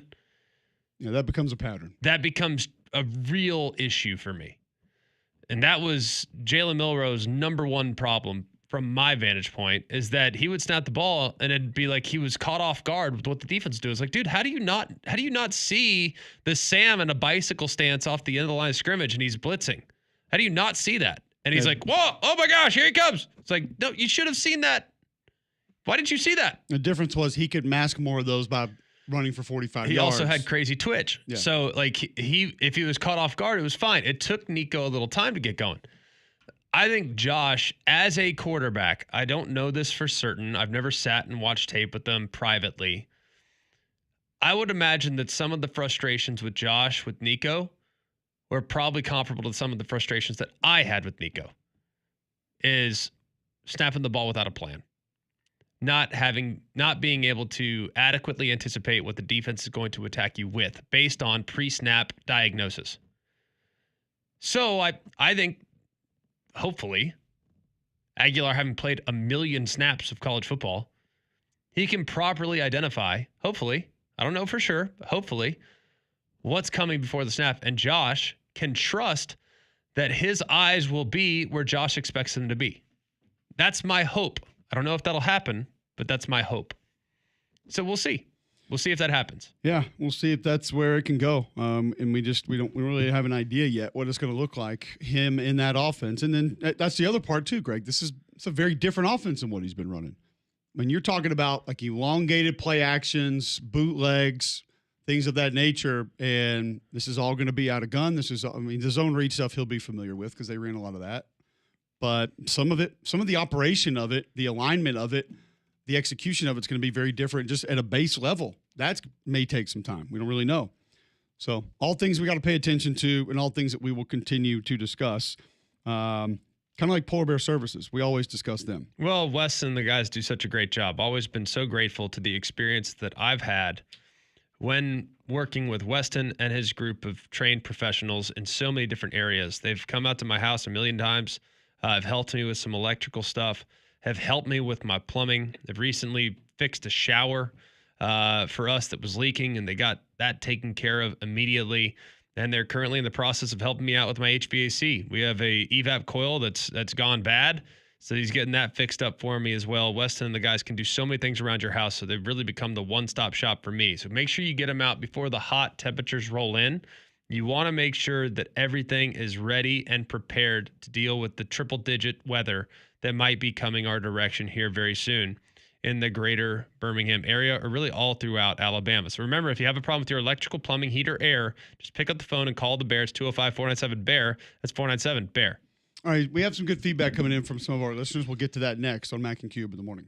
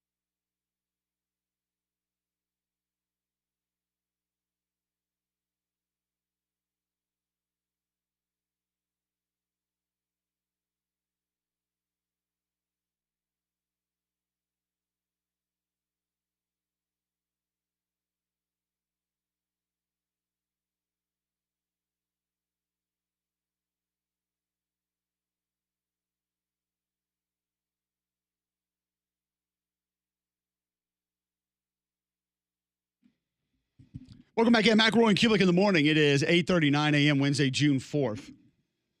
We begin and end the conversation of ESPN's FPI with certain teams being ranked in certain places. Tennessee comes in at 10. Auburn comes in at 14. Clemson at 11. LSU at 12. Oklahoma 16. Arkansas 22. Nebraska 25. There's a lot of questionable teams in questionable places. And they will also give you percentages of teams to make the conference championship games in all different leagues. But there's some great feedback coming in from some of our listeners I want to get to in just a moment. Before that, I'll tell you about your CBD store. They have great answers as well for a lot of your issues. Maybe the Trim by SunMed to help you lose a little bit of weight right before the summer gets here. They can help you with that. Arthritis, anxiety for you or your pet. They have products that can help you there. Skin care for you or your health. Gut health for you or your pet. They can help you with all of those at your CBD store. Largest brick-and-mortar CBD retailer in the world. They focus their attention on being the best plant sciences company out there. Hundreds of different extracts and plants. They work hard to find the ones that work best. Check out your CBD store today. Great customer service. 3 locations. Highway 280 by Bailey Brothers, 150 by the Cage in Cleveland. Trustful just off 459. Your CBD store where good health hits home. Jolly tweeting back into the show. I don't want the computers back. People are going to complain no matter what. It shouldn't be fixed. People need something between Thanksgiving and Christmas to do. Make it more convoluted. We need more anger and rage. And put more teams in the playoff. You're probably going to get that. More people mad they didn't make it. More people mad that certain teams did make it. Greg Skipworth tweets in hard disk. I don't remember what I called the newer one. What do you call it? The 3.5? Like a hard disk was different. That's eventually what became a hard drive, but it makes sense that some people call it that. Mikey Walker tweets in, born in 88 for reference, pretty sure I called them both floppy disk. That's what I did. Despite the newer version not being floppy, which is also accurate. Tripp tweets in, using sportsbook lines and power ratings as a tool makes sense. It's a highly liquid market that's extremely efficient. Off-market numbers in that liquid market get corrected quickly. I like Tripp's idea of using it as a source, using it as a piece of how you begin to evaluate. Like if the committee said that they had a formula, Greg, that was utilized with beakers and metric scales and other things that they put together, and they said, this is just our starting point, but we want you to know this is where we begin looking at teams. See, I would even be mad with that because I would say I would prefer you look at the actual teams to begin. You don't say. But I guess it's kind of valuable. More efficient to look at a couple numbers. Valuable information there to look at the team. I would rather you watch the game than put your floppy disk into your computer and pull up the numbers that your scientist gives you. I think that's valuable information to take a peek at how the team plays. Feels like it. Every once in a while, I like that to factor into my evaluation. Greg Skipworth tweets in, there will never be a perfect system to rank teams. There will never be a consensus on what the most perfect method is. So just pick one and roll with it. Is that something that we should be remembering when we begin to push or continue, I guess, to push things towards the AFC, NFC model of Big Ten, SEC, Greg? Would it hurt the sport if this debate goes away? I mean, it is Wednesday, June the 4th, and we're talking about rankings from a computer system, from an entity that we literally don't have a single idea how they come up with it. And we work for the company. And neither one of us have any idea how they get it. And have been in presentations with people who have discussed it and how they get it and where it comes from and what it means. And still don't know. But that's the relevance it brings. That's the discussion points that it brings to the conversation inside the sport. So if we get to, hey, SEC decide your champion, Big Ten decide your champion, rest of college football go away, we're playing for a national title, how much would it hurt the sport? The popularity, the discussion points of it. Would it hurt it at all? Would the games just be that good that no one would care? Because I kind of agree with a few of the points made here that these debates, these talking points, these disagreements, they're great for college football and have been for some time. And it was great when one team played in the Sugar Bowl and won it. The other played in the Rose Bowl and won it. And we had to debate who your real national champion was. And the AP was going to go the other way. just to be nice. I don't know if it would affect it or not, but we sure do talk about how all these talking points help the popularity of the sport right now, Greg, and how many more people are interested in it now because of all the things we have to talk about. Well, I think part of what makes us different is the debate. I think part of what, if you just want to have cut and dry formality when it comes to our playoff inclusion, when it comes to our ranking system, I think the debate is what makes us unique. In every other sport on planet Earth, there is, I guess, a round robin type schedule against comparable teams, comparable levels, salary caps, what have you. Everyone at every other sport in the world is playing at the same level. The NFL, the NBA, the MLB. MLB is a little bit different because there is no salary cap, and some teams have big payrolls and some teams have small payrolls. So the MLB is the most close to us, but it's still pretty easy to diagnose their playoff system and who gets included and why. It's not a difficult concept to wrap your head around. Whoever has the best records in, and you play 162 games, so you have a pretty decent sample size. In college football, we don't. You can't play everybody. Not everybody has the same resources. Not everybody's in the same league. Not all the leagues are the same. Not all the schedules are the same. Some teams have an easy schedule, some teams have a hard schedule, even within the same conference, even within the same state. So the debate has made us unique for a really, really long time, and I think that debate has pushed a lot of people away. I do think our changes to the playoff have made it a little bit more digestible for those that couldn't comprehend the previous system, which I'm fine with. But I don't want to completely rid ourselves of debate. I think it's healthy to have dialogue. It's healthy to have conversations. And I also think it's healthy to have people politicking on behalf of their team. Yep. There's a lot of things you could dump into that and say, okay, this is good for it. This is bad for it. This is where it needs to be, where it should be. Big Corgi boss tweeting back in. Remember 2 seasons ago when Bama was playing Michigan in the Rose Bowl, Michigan was a 1-point favorite despite 90% of money being placed on Bama. As a Bama fan, I knew then we were in trouble. Why are casinos smarter than college football playoff committees? Well, hold on. You're having 2 different discussions now. Because are you debating whether Bama should have been in? Because that's the debate that pertains to the committee. Who was going to win the game is not a conversation that should be determined by the committee, correct? Like those 2 wouldn't go hand in hand. Am I on the right page there? I think if you start to involve casinos, that is maybe the dumbest thing on planet Earth. Well, I don't think he's saying that they want to, but they want to announce that. He's just saying use the same formulas. But I think, like, you're not saying MGM has these teams in the playoff. MGM is in the process of trying to influence, well, not influence, but prey on consumer behavior. They knew that 90% of the money would be on Alabama. Therefore, they set the line accordingly, and therefore they cleaned up. Like, they are in the business of trying to create an edge based on consumer sentiment. That's different than forecasting who's better. Like, how often do you see, I mean, if you really look at it and you understand how Vegas works, it's not really the point spread, while they are quite accurate in some cases, several of which are, you can kind of tell when upsets are coming. If you just look at the preseason or the point spread leading into the week. Like, you can kind of tell. But I don't know, man. Like, I think that would be foolish to involve Vegas and their handicapping as a metric of who's good and who's not. Now, their power ratings and things like that, those are valuable, but still got to play the game. Well, again, I don't think he's saying let Vegas choose the teams. I think he's just saying let their formula be a determining factor in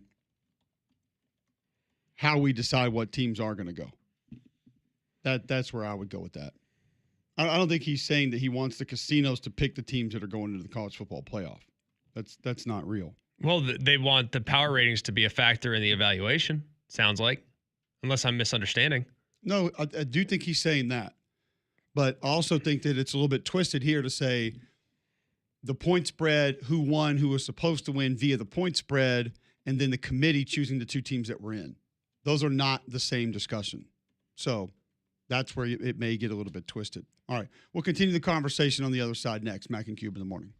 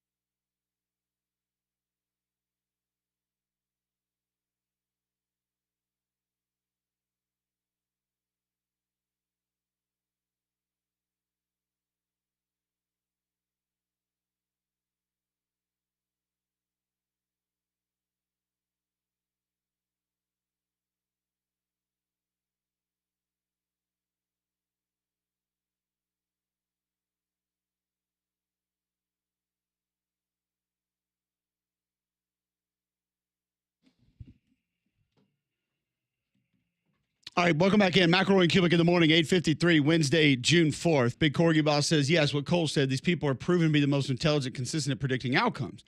I'm using the Bama-Michigan game as an example. 90% of the money being placed on Bama. Does Greg not realize but much they are potentially losing if Bama wins? Yeah, but the college football playoff's not concerned with who's going to win and lose. They should be concerned with getting the right teams in. Correct. And that is a little bit of a different discussion point. The outcome of the game has nothing. Setting the line has everything to do with the outcome of the game, not necessarily determining the best teams or who should be included or whatnot. And if I'm not mistaken, because honestly, setting the line doesn't really that the casino doesn't even really care who wins. It's by who wins by how much or loses by how much. Correct, and making sure they have 50% of the money on either side of the coin if they can. And honestly, like Vegas is exclusively concerned with the outcome. The College Football Playoff Committee is exclusively concerned with what you've done at that point to warrant being included. Because if you really look at it, tell me this right now. Like, this is why it's a dumb argument. Georgia would have been favored against everybody in that 2024 playoff or 2023 playoff that we talk about. They would have been favored against everybody. They weren't in. Should they have been in? According to Vegas, they should have been, based on power ratings. Fair. So, guess what? Bama's going to be favored against 90% of the teams they play against. So is Georgia. Doesn't mean they always should be in. Doesn't mean they deserve being there. Why? Because the consumers want to back Bama. The consumers want to back Georgia. Consumers want to back Ohio State. How many teams do you think the FPI gives even a sliver of a chance to win a national championship? The FPI? Correct. Like a single percentage point of winning a national title.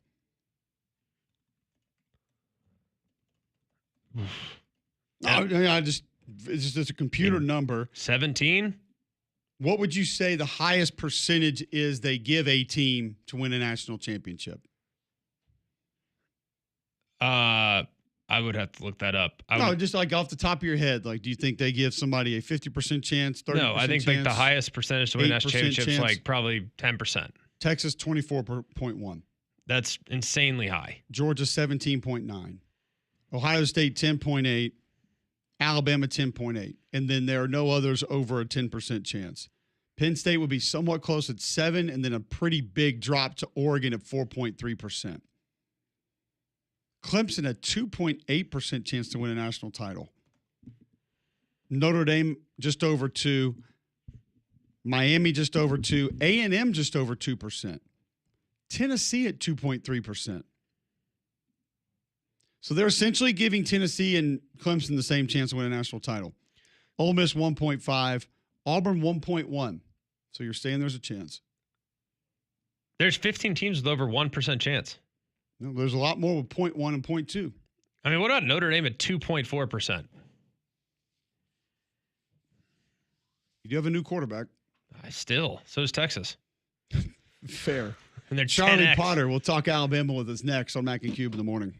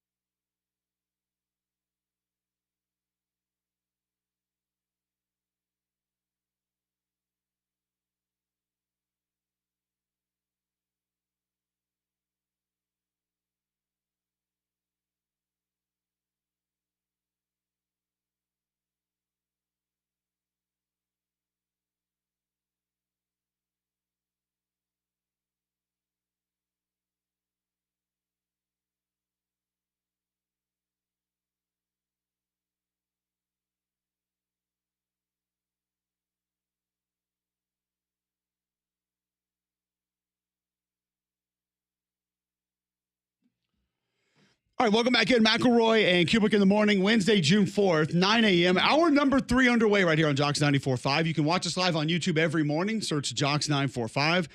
You can listen on the app. You can watch on the app. You can get the podcast on the app. Also get the podcast at jocksfm.com. Don't forget, you can tell your home smart speaker to enable the Jock skill and listen to us that way. All those ways to tune in to Jocks each and every morning. Bill said Buick GMC is the GMC Dealer of the Year, the national champs of GMC dealers. And I'm telling you guys, you go up to Coleman, go see what they have on the lot. You'll be amazed at what they have going on with some of the deals that they can offer you. There's a reason why 75% of their business repeat customers, because people go up there and they acknowledge, my goodness, man, nobody can beat these deals. Like a GMC Sierra 1500 Denali Ultimate, $15,000 off the list price. $87,000 is what you pay normally. You get out the door for $71,805. It's just deals like that keep people coming back, man. It's unbelievable the deals that you find. There's a reason why they sell more GMCs than anyone in the entire Southeast and more than anyone here in Alabama by a wide margin. It's because they can't be beat, and the deals that they're willing to offer you are ones that cannot be touched by other dealers. I'm telling you, take the short drive to Coleman. You'll see what I'm talking about. Right up I-65, exit 310, Highway 31. You can also shop online, have it delivered right to your driveway at BillSmithBuickGMC.com. Before we get to Charlie Potter, Big Corgi Boss, tweets back in. He said, so it's the most deserving, not the best teams is what you're saying. I personally don't know how we brought you to that conclusion. Especially, my head hurts now because you were talking about point spreads and lines in Bama, Michigan, and we were talking about how the committee would determine teams to even get into that thing to play one another, in which then the point spreads become a thing. So I apologize if we brought you to that conclusion. I have no idea how we got to that. I don't think Greg and I have ever been on the most deserving kick. We have mostly been a fan of best teams get in. Now, sometimes the teams that have proven they're the best deserve it more than a team that is maybe undefeated and doesn't have a better record. So we can sit here and run in circles in that discussion if we want to. Well, I think part of what he's determining is that the teams that are favored over the other teams are going to be better. I think that's a dangerous play because, as you stated, there are different motives at work when you're attempting to have money placed on one side of a game. Correct. So, like consumer sentiment. And if you can't deviate from that, then that I can't help you. If you don't think people are just putting money on Bama or Michigan or Texas or Ohio State or Florida. Just because they're Bama, they're Texas, they're Michigan, they're Ohio State. Just because of that. Just because of the jersey they wear and the games they've won last year. All right, let's get to Charlie Potter, who we will not ask any of these things of, because he has an interesting practice taking place right now with Alabama, and that is ranking the most important players on Alabama's roster, which gave us the idea a little bit early to throw that around the SEC, in which we were interrupted by ESPN's FPI. Charlie, I don't want you to ruin what you have coming up. We're not going to ask you to spoil that because you need people to go look at what you do for a living. But has there been a player that you kind of surprised yourself when weighing the importance of different players on this roster, and maybe you didn't have as high as you've already ranked them, and once you began to dig into it, said, no, he needs to be much higher than I probably would have had them when I started this? Yeah, I mean, this is like a weekly thing for me, or maybe even daily. I'll look at it and I'll make changes. I like making this list every off season. It's a good way of just kind of refamiliarizing yourself with the roster and things like that. And obviously, working for a team site where people pay to read, like you got to have content up on a daily basis. But yeah, it's the first thing that came to mind when we started kind of explaining that, like, yesterday I had Jam Miller at 15. I know it's a little different, but like it seems odd leaving an Alabama running back outside of the top 10 just because of what we've seen from them in the past offensively. But I always take into account things like depth and receiver, cornerback, running back. Those are pieces where we could see multiple guys have big seasons and contribute to this team. So one that kind of fits the mold that you were talking about, Cole, though, is a guy like Wilkin Formby. Like, he started 2 games last year, but he's stepping into that right tackle position, and that's a very important piece because there is a lack of depth along that offensive line, especially at the offensive tackle position. So I think he's a guy that's going to be very important to Alabama's success on the offensive side of the ball. And coming in with kind of little experience, he's going to probably easily crack the top 10 for me, unless I change it on a daily basis whenever behind the scenes. I guess that's kind of cheating on my part. But, I think these guys, from an importance standpoint, you kind of jockey for position throughout the offseason. Things change all the time. So I think a guy like Wilkin, maybe just because of his lack of experience, but I think his importance to this offense it can't be overstated because of the lack of offensive tackles they have from an experience standpoint. No, I think that's perfectly reasonable. I think it's the appropriate way to go about it. Like the guy that you can most likely not survive losing. I think that's really, really impactful, and understanding the depth is valuable. So where do you kind of stand right now for those that are not subscribers to On3 and those that are thinking about subscribing? Give us a bit of a rundown up to this point with who you have ranked where. Yeah, you cut out there a little bit for me, Greg. These rankings, though, I mean, it almost sometimes I think listening to what you guys were talking about with Corgi Lover or whatever his name was. It's Big Corgi Boss. Okay, my bad. I think Corgi Lover is a good name though, but I think it almost feels like I am ranking like the best players, but then like I said with wide receiver, like Ryan Williams is one of the best players in college football, but is he going to crack my top 5 because of what they have from a depth and from just a talent standpoint at wide receiver? Because you have Jeremy Bernard, Isaiah Horton on this list. It's a fascinating practice because it is almost like most deserving, but almost best, but also important. I don't know. I get in my head a little bit on these two at the same time, but sorry if I didn't answer. You kind of cut out there for me. No, I mean, so where you at up to this point, for those that haven't seen the list, you can check out all of Charlie's work on On3, BamaOnline.com. Where are you at right now? You've kind of gone through, you're doing the top 25. So if you could kind of give us a bit of a rundown, maybe some notables that you've had up at this point. You referenced Jam Miller, but who are a few others? Yeah, I've done 25 through 15. So you're inside this top 15 right now. And I had one specialist at 25 because they don't run anybody. I think, breaking in a new quarterback, you have to have a good, solid punter. And with James Burnett moving on, I think that's an important piece. So I couldn't not include the punter. He came in at 25. And I actually went with the true freshman with Alex Asparuhoff. But then, most of these guys are going to be your projected starters. So, your top 22 are guys that are going to be on the field a lot. Are they projected to be? But I had to include a guy like Jamarian Latham, who's a 6-year senior. He's played a lot of football. He's a good leader. He's going to play quite a bit too. A second running back like Richard Young. Then, a guy like Cam Dewberry is outside of the top 20, but he's a guy that looks to be in position to start at left guard. But they also have Gino Vandermark. So some of your position battles that aren't quite settled don't crack the top 20. But then you get inside the top 20, and there are probably some names that people are like, wow, that's a really good player. How is he not among the top 15? And for me, the hardest one to kind of rank kind of low was Dabian Brown. I think he's in for a huge season. He had a lot of big moments as a true freshman.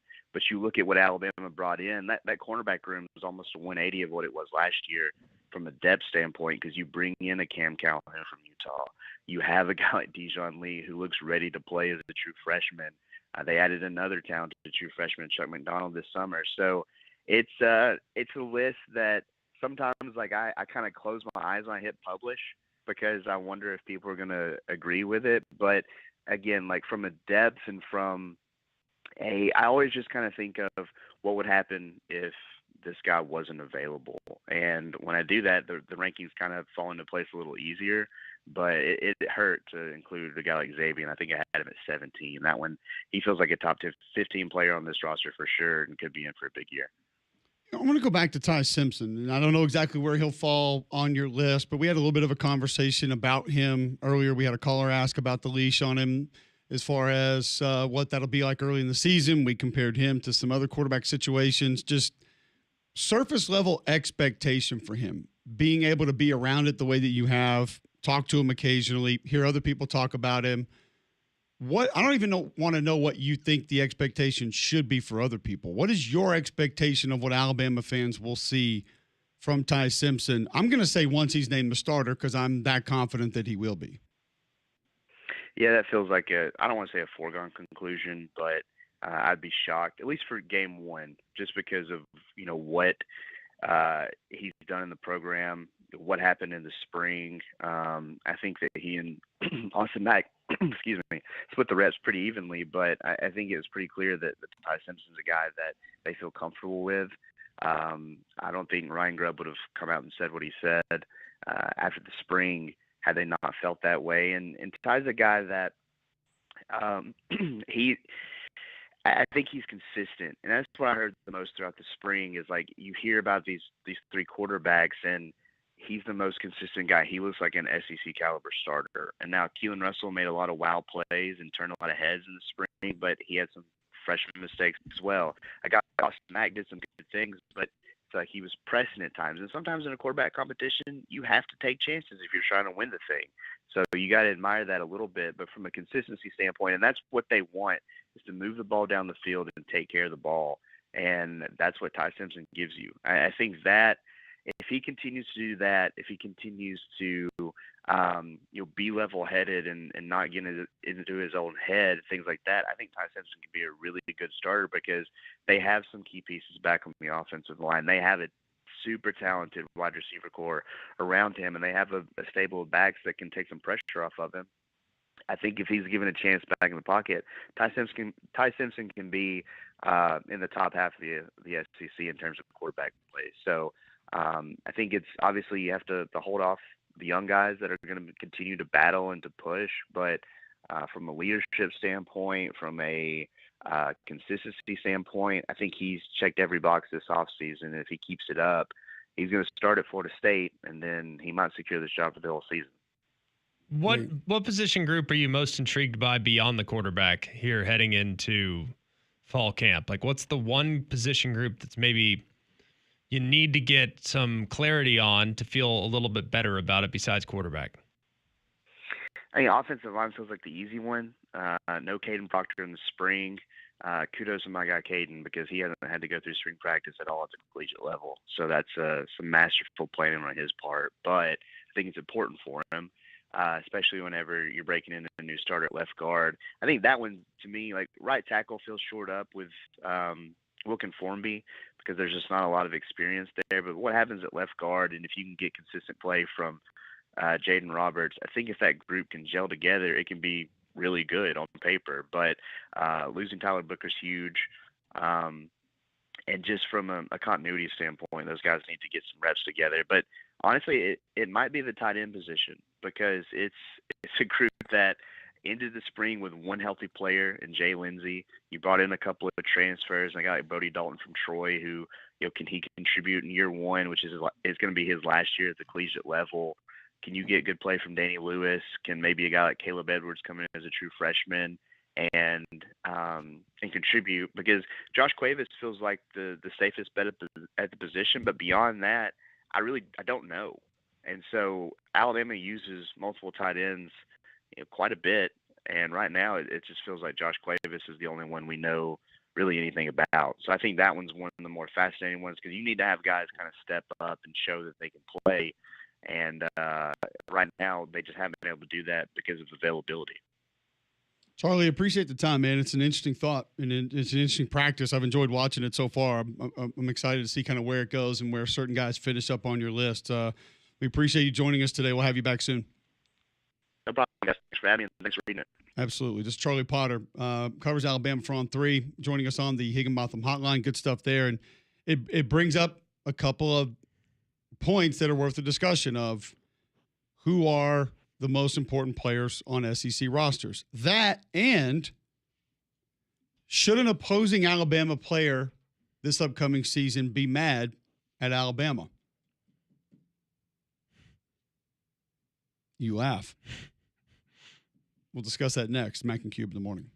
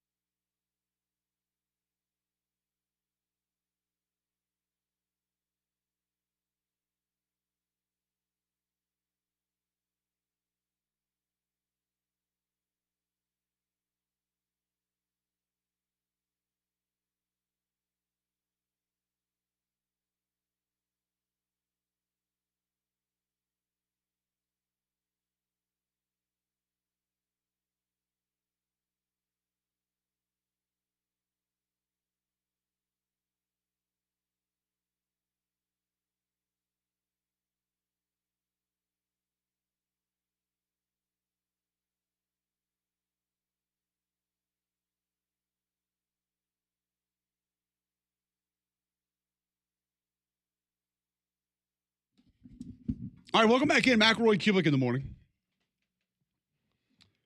Is it a lovely day when FPI has entered your discussion? I think it is when you're on radio. Then again, matter of perspective. If I wasn't on radio, I might not like it as much. Definitely gives us the things to talk about. And it has again today. But Charlie brought up most important players. And you guys, in a little back and forth that you had there, some really intriguing names that should at least be in the discussion for Alabama. Everyone's just going to lean Ty Simpson and say, well, it's got to be the quarterback. Of course. And outside of that, let's remove that part of it. Yeah. Because he brought up a name like Will Conformby in that tackle position that we don't know much about. And not only it, but the entire slot, the entire room. We just don't really know. I think he brought up another name in Caden Proctor. Charlie is being a little bit funny about it, but it's one thing I pointed out on multiple occasions that's not good for Caden Proctor, that he has not gone through 2 consecutive spring practices because you need development. He's not a perfect player by any stretch of the imagination. Far from it. I think he needs more conditioning as a player, not just going out there and running 110s, but reps as a player to be better later in games and technique fundamental work as a football player. That's necessary for anyone, not just him, but he hasn't had it in 2 consecutive springs. The opposite receivers of Ryan Williams. I thought that was a cool path that he went down of like, yeah, we know what Ryan Williams is, but for sure. Can Isaiah Horton help take some of that off? Can, Jeremy Bernard continue to take some of that off to allow him to get favorable matchups to be the dynamo that he can be? I think that's going to be one of the most improved position groups, purely by the involvement of an Isaiah Horton and the advancement and the continued development of Jeremy Bernard and becoming a more well-rounded player, more of a go-to guy, plus with some of the additions. Look, I think the guys last year were solid. I think that's a fair way of evaluating. I don't think they were bad. I think they were several of which were over-recruited. And they weren't game changers. Like I think Horton has a chance to be a game changer. And I believe Jeremy is as well. We already know Ryan is. So you now have 3 guys that really skew the way you try to defend that group collectively. So I can understand completely his point of view on the receiver position. So if we went offensively, and we went down the path of most important with the mindset of concern along with that.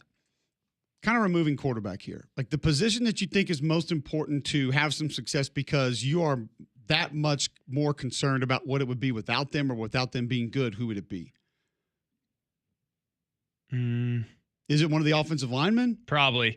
Like offensive line, if there's one position group that I am a little bit concerned about, not because I don't think it'll be good, but I think that's the one area where you can go from good to average real quick as an offense if your offensive line has challenges. Fair. If you struggle with protection.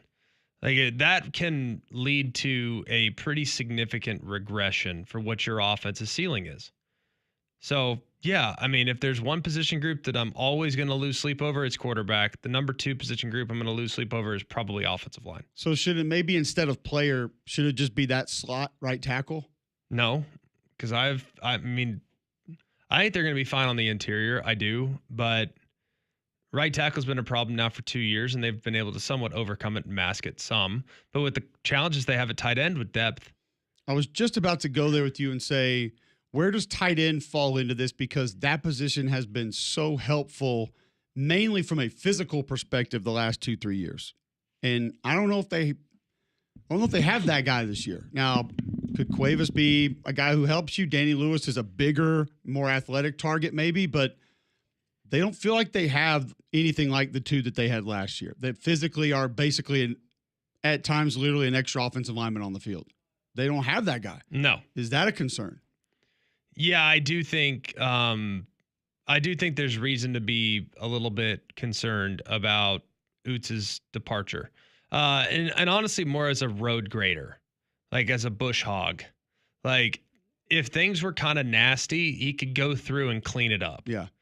So I think that's something that I think is somewhat problematic. You don't have that body. And I don't care what Brody Dalton is, or maybe he is that guy. I hadn't seen the tape to suggest that that's in there for him. Maybe he has a huge reckoning in his final year, and all of a sudden he becomes a great player and fills that role and that void. But I don't know if I see it at this point. So yeah, I think that will be the other. If I'm going to play devil's advocate, Robbie Oots was not a guy that ever threatened anybody in the passing game, ever, outside of an outlet here or there. So while he was great in being able to open things up in the run game and help out your right tackle, the coverage was never concerned about Robbie Oots' involvement. So now, if you put another guy that might have a little more versatility in the passing game out there to protect the right tackle, maybe you have to tilt coverage a little bit, just a little bit, because that guy might be able to create an 18-yard gain if given the opportunity. So that would be the only other caveat I'd say. While I'll miss the physical presence that was Robbie Oots, knowing that he was not a guy that was ever going to threaten you vertically, it would maybe affect your numbers in the passing game. And that's going to obviously change the dynamic of what the offense is and how it can be run in different ways and could be extremely beneficial. We won't really know. On the other side of the ball, Jamie Bailey tweets in, what about the Bama linebackers? Big names return from injury. What's the depth look like? I mean, Greg and I have hammered this. We've talked about this time and time again. We love Deontay Lawson. Love him. Justin Jefferson is a burner, can do a lot of good things for you. But what's next? Cool. If we're talking position of importance, I think most as far as staying on field and needing on field, yeah, Lawson's in the discussion at the top of the list. I think Green Hall from Colorado will be helpful. It's good to have veteran depth. He had some productive moments last year at Colorado, so I'm pretty encouraged. Hill Green. I said Green. Okay. Green Sorry. Hill. Sorry. He's only been at Colorado, Charlotte, and Michigan. So correct, but he's at Michigan. Like that to me is a good box to check. I'm not suggesting that like Charlotte's comparable. I just meant from a confusion standpoint of different guys in different places. It's a lot. So I think he can give you some decent. I think he can give you some decent reps in the event in which there's a problem. So at least you have a veteran there. That's encouraging. Maybe not a game changer, but a veteran. That's helpful. But and this is, we've had other guys in this situation where you bring in and you just want to have somebody that understands it all. That like Cam Calhoun, similar situation. Like, do I think Cam Calhoun's going to be a huge difference maker in the secondary? No, but he played at Utah and played at Michigan before that. And I think those are two pretty good places where they like to hang their hat defensively. I'll roll the dice there. Yeah, it's the Ashton Daniels quarterback situation at Auburn where he might not be everything that your starter can be, but you want a guy that's at least played and knows what game speed looks like and how to manage himself in those situations. All of those things come into play. And that brings value, that brings a comfort level, and that gives you an idea of what to expect and less unknowns once they're in the game. One thing that we do know is Alabama's going to play Vanderbilt this year. Should there be more intrigue with that game? We'll discuss it next on Mac and Cube in the morning.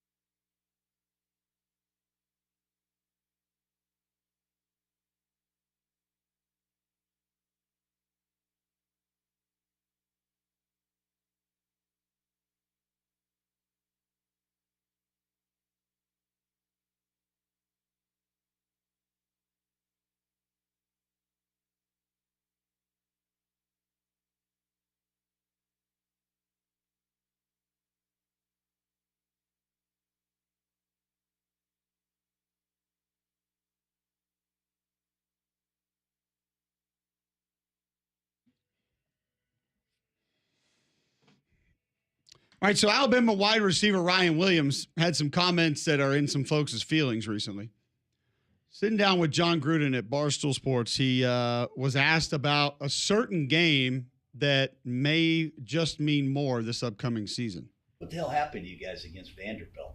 Man, they played a better football game than us this game. We came out slow, and they capitalized. They held the ball. They had their game plan, and they executed. What do you say to your team when you got Vanderbilt this year coming into Tuscaloosa? Man, going into this game, it's we don't call them revenge games. So we gonna kill an ant with a sledgehammer this year. So I mean, just every game that we fell short last year, we definitely got red eyes going into them. Oh boy, sound the alarms! Everyone has to be angry now. Who's mad? Well, Diego Pavia apparently is. What did he say? He didn't say anything. He posted on his Instagram story. I guess we'll have to get Damien to help us with the lyrics here. He actually, I will give him credit. He posted from that story, from that interview, on Ryan Williams. He tagged Ryan Williams on his story. Is the song Run It, or did he type Run It for no reason? With lyrics in the background and his photograph saying they acting like they tough, but don't want no confrontation. I don't know. Emoji hunted. Underline. From Gucci Mane. What is the song, Damien? I don't know. I'm not familiar with this. A lot of expletives, sin, and threats. I don't know what the weight is. I'm unfamiliar. Has it made it? I see. Yeah, it's what it says on there. You're right. Made it. Gotcha. Okay, I was looking up Run It. I was like, I can't find Run It. I remember that you can see, you can run it. I think he's saying run it. If that was the song that he chose to talk trash, that would have been more concerned. Problematic, yeah. I mean, listen, I'm not going to venture off from what I've said in the past. If you need things like this to motivate you, then there's probably a completely different issue that's happening. I've told people before, the whole bulletin board material, even though we don't have bulletin boards anymore. What are they? Digital board material? They have a place. Digital screen material? They have a place. I mean, I'm sure there's still some my daughter actually has one. Chalkboards and chalk. We do have cork boards. Cork board. A little different. Can't write on them. I mean, listen, did I take anything from what Ryan Williams said as personal or out of line, or what's he supposed to say? We're just hoping for a close game where everybody has fun.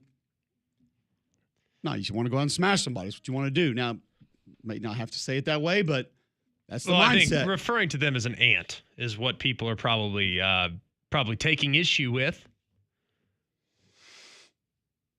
I mean, I can't say I blame anybody for taking issue with that, but then again, I also can't say I blame Ryan Williams for his perspective on the matter. Like, hey, it doesn't matter. Everyone's an ant. We're gonna try to smash them. That's simple as that. You want to call him a brick? You say, hey, we're gonna take a sledgehammer to a cement brick. What's the difference? I mean, to me, a brick's pretty positive connotation. Oh man, he's built like a brick. Like that's pretty. I think that's positive. Well, then Pavia with the line, they don't want no confrontation. Well, there was a confrontation. You played a game. You're going to play another game. Yes. They're not going to cancel it. Not going to let anybody out of it. Not going to reschedule it. This isn't Tennessee and Nebraska. I mean, they're going to play.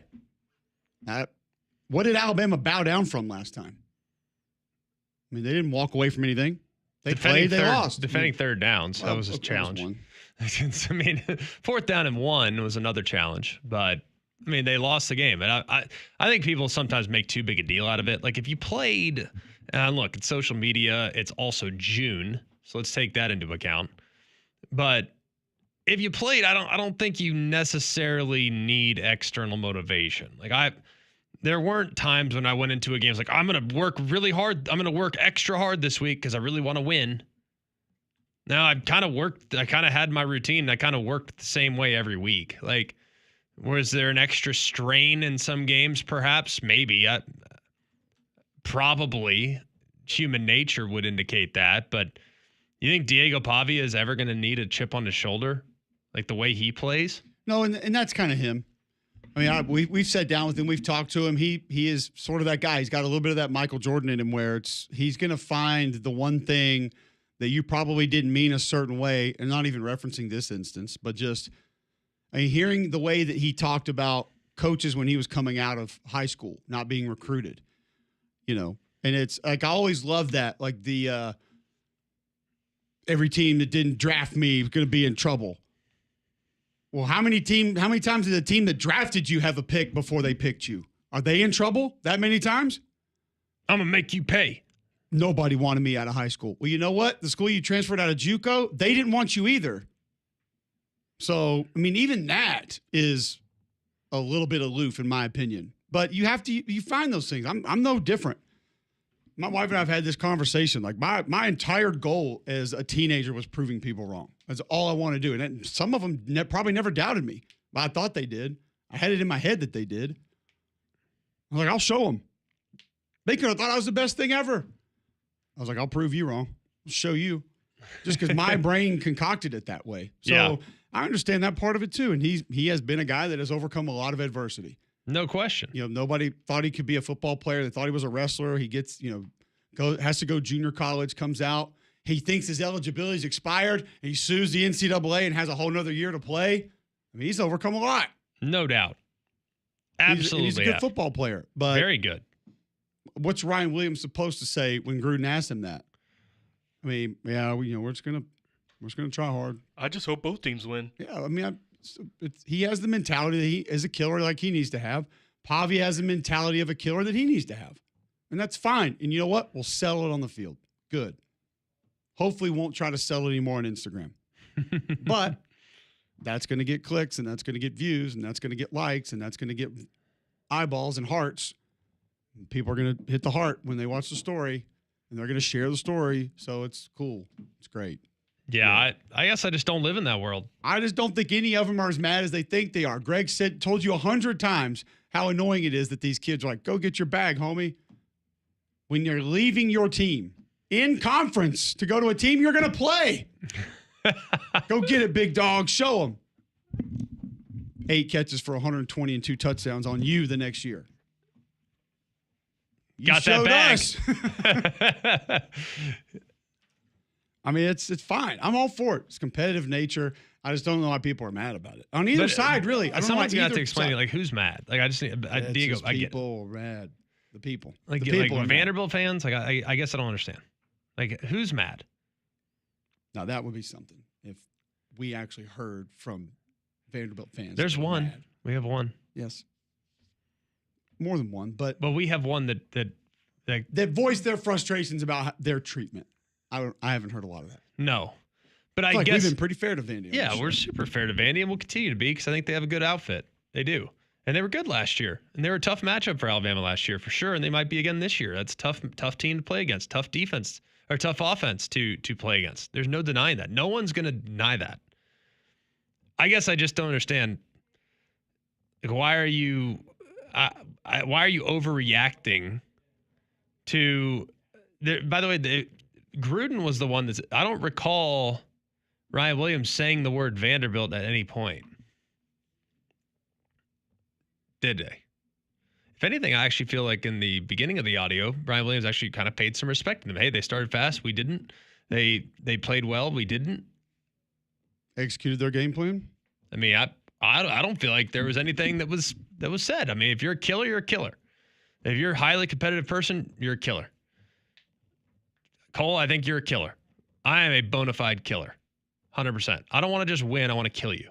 I want you to quit. Seriously. Like, October the 4th, there will be kills. Guess what? Let's settle it on the field. They will. Like, of course. Like, if you play college football, you're probably pretty competitive. E. Robinson, our resident Vandy alum, tweets in, guys, who TF cares, honestly? Who's coming into October 4th tighter? Little old us or big old them? Who we beat when they were number 1? I was there. I had a good seat for it. Yeah, I mean, I think I don't think there was any malicious intent here. I'd tell you if I think there was. Like you said, it's June. It's June. It's slow. It is a phrase when you say kill an ant with a sledgehammer, it's going to be interpreted that Vanderbilt is an ant. And I can see where people would take issue with that. It's funny you said that because I didn't even think that when I heard it. I get it, but that didn't cross my mind. Had he said we're gonna the sledgehammer part, I paid more attention to than the ant part. We're gonna fight fire with fire.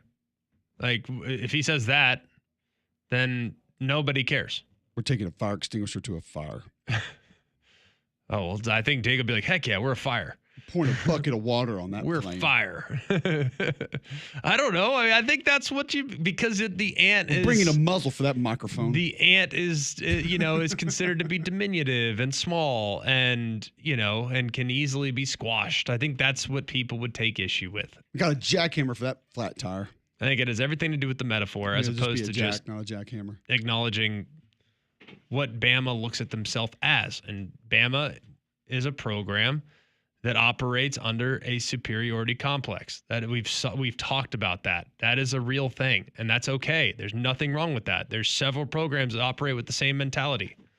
Got a hammer for that nail. Show up, play a game, win. That's the way it goes. Got scissors for that paper. Got rock for them scissors. Got Clorox for that stain. I'm out. I'm out of. That doesn't always work. That doesn't always work. No. They got Windex for them fingerprints. Got Clorox and Tide for that. Hey, good thing is you don't have to worry about that in baseball anymore because they all play on turf. Oh, here we go. It's pathetic. Only in the suburbs. Well, the problem is that every suburb has turf. Yeah. We don't want bad bounces. I don't think that's it at all. No, it's a more maintainable. Surface. It actually ends up being cost efficient. I get it, but 100% I just feel bad for kids that never play on grass or dirt. Okay, you play third. What position did you play in baseball? I played catcher, third base, right field, DH. I played third base, shortstop, and catcher. And I can tell you this much: I would have much rather played on turf. Of course, but it's not. That's. You think a pebble in the shoe's bad? Try a pebble in the field straight to the tooth. Try the 52,000 rubber pellets every time you come in your house that fall out of your shoe. Well, it's like the Goodyear man walking in my house every day. All I know is I took one of the chops, and it had a significant impact on the way I fielded for the rest of my baseball career. That was in about 9th grade. Front tooth, out of there. All because of a little stupid pebble. What lesson you learned? Huh? It builds character. Yeah, it does. You know what lesson you learned? What? Go play quarterback. I did learn that, but it worked out for you. I stuck with baseball a little longer, but I did make a slight request. Hey guys, that outfield spot looks pretty enticing now. You're playing third base. Dang it. Bad hops out there too now. It might have even hit. It was definitely a pebble, but yeah, right to the chops. Some legit rocks over there at West Homewood. Really? You did not want to die for those balls. I'm talking about back in the day. Not now. No, not now. Absolutely not. I mean, those things are beautiful. Might have a little extra lump of rubber chewed up tire pieces in one part, but that's going to be it. Gusty Ghouls and the Gusty Ghouls group, they want to help you find a community where all the baseball fields are turf. They can do that for you now at the Gusty Ghouls group. Go to gustyghouls.com and you'll find a button at the top of the page. Smash that button. Very little information. Find out what your home is worth right this second. 205-542-1996. The Gusty Ghouls Group, brokered by EX Realty. They want to work for you. Why? They've worked for over 3,000 home buyers and sellers in the greater Birmingham area. Over 850 5-star Google reviews. Just Google for yourself Gusty Ghouls Group. See what they offer. See what other people are saying. Go to gustyghouls.com today and start packing. I think we're going to put this to rest. No more need to spend any extra time on this. We'll be back right after this.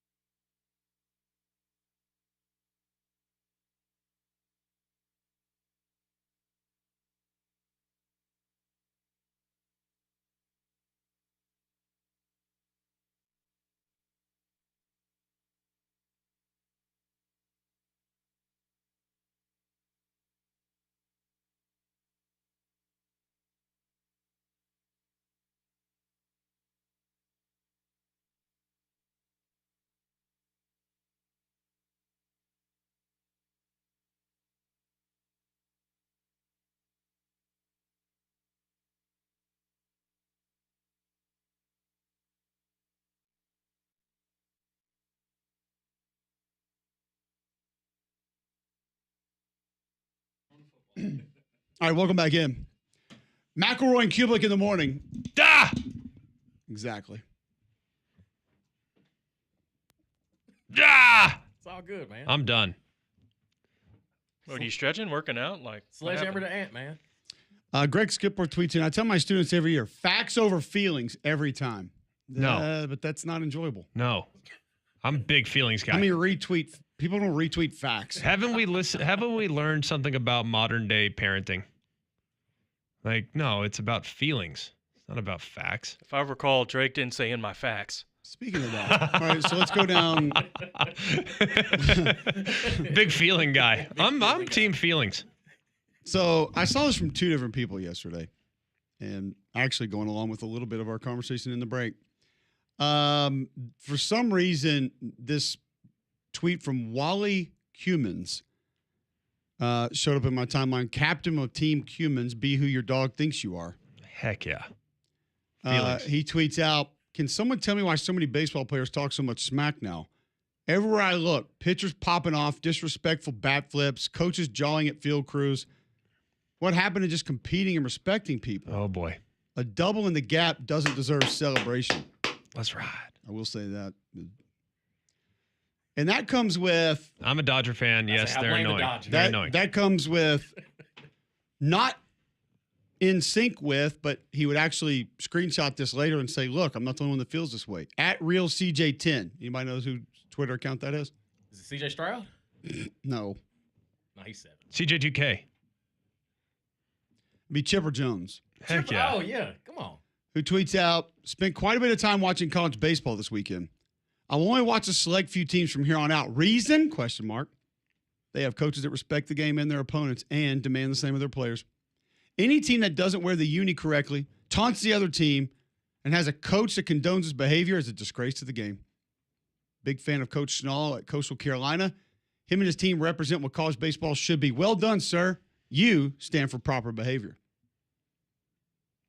All right, can I? What Florida player was incorrectly wearing the uniform? And what defines incorrectly wearing the uniform? Is it like going full crisscross and wearing the jersey backwards? Does that mean no rally caps? Rally caps are rip. Nope. No, that's improper uniform. All right, allow me for a moment, to tell you a quick anecdote about trying to teach proper behavior. Just last week, this has nothing to do with like college baseball or anything like that. We're playing wiffle ball in the front yard of the house. Got the real wiffle balls too, the ones that curve and stuff. I feel I'm so back in my element. I'm loving it. It's a lot of fun. Anyways, I gotta see this Instagram post about wiffle ball bats. I saw some guy's making a new one that's supposed to. I'll send it to you. Go ahead. Love it. I'll be buying that this afternoon, but I can only use it. Vince can't, and JG definitely can't. Anyways, all right. So Vince smashes one off me. I was proud of him. He hit it hard. Hits it, onto the garage or the carport, and it's a home run on our field. Anyways, long story short, he rounds third base and does the quiet finger up to his mouth as he touches home plate to me. Yeah, he did. To which he shut you up. The next throw, I threw behind him. I tried to hit him. I missed. No, I didn't try to hit him hard. Right, just a warning shot. And he goes, "What was that for?" I'm like, "Watch this video, son." And I shared a video of guys getting thrown at in Major League Baseball, and it was actually a highly entertaining 7-minute YouTube video of like literally guys throwing at him. He goes, Why are they throwing? I said, because you do not show up the pitcher ever. This is what happens. I'm not saying it'll happen in Little League. I'm not saying it'll happen in middle school. It might in high school. It might in college. It might in the MLB. Hopefully you make it to all 3 levels. It might even in middle school. I don't know. I don't know if guys are throwing at each other. But guess what? You do not show up the pitcher. Middle school teams don't have baseball. He found out quickly, though.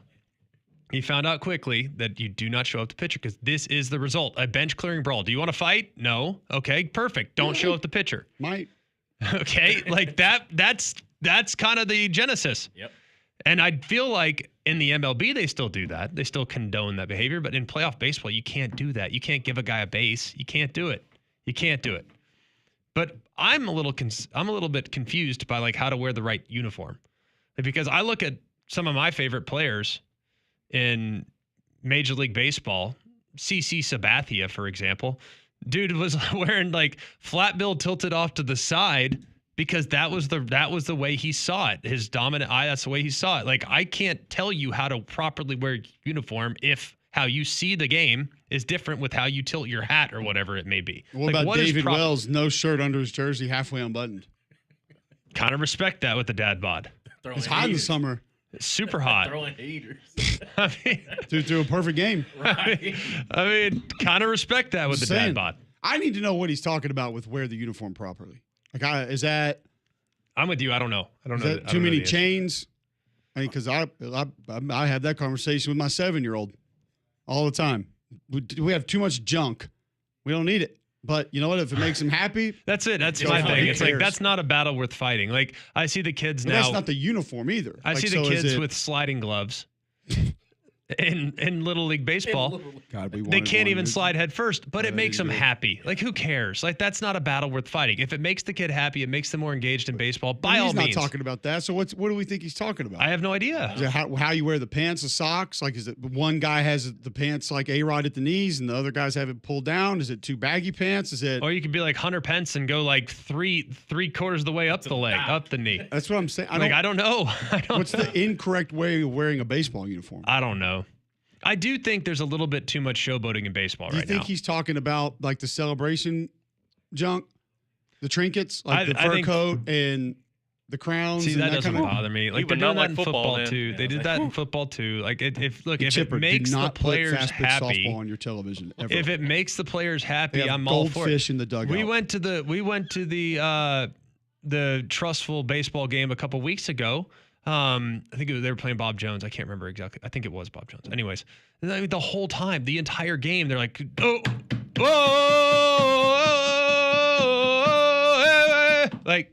like literally yelling at the opposing pitcher, and it was nonstop. But it made them happy. It let the guys that were not involved in the game be engaged in the game. Like, that doesn't bother me. That's not the hill I'm trying down.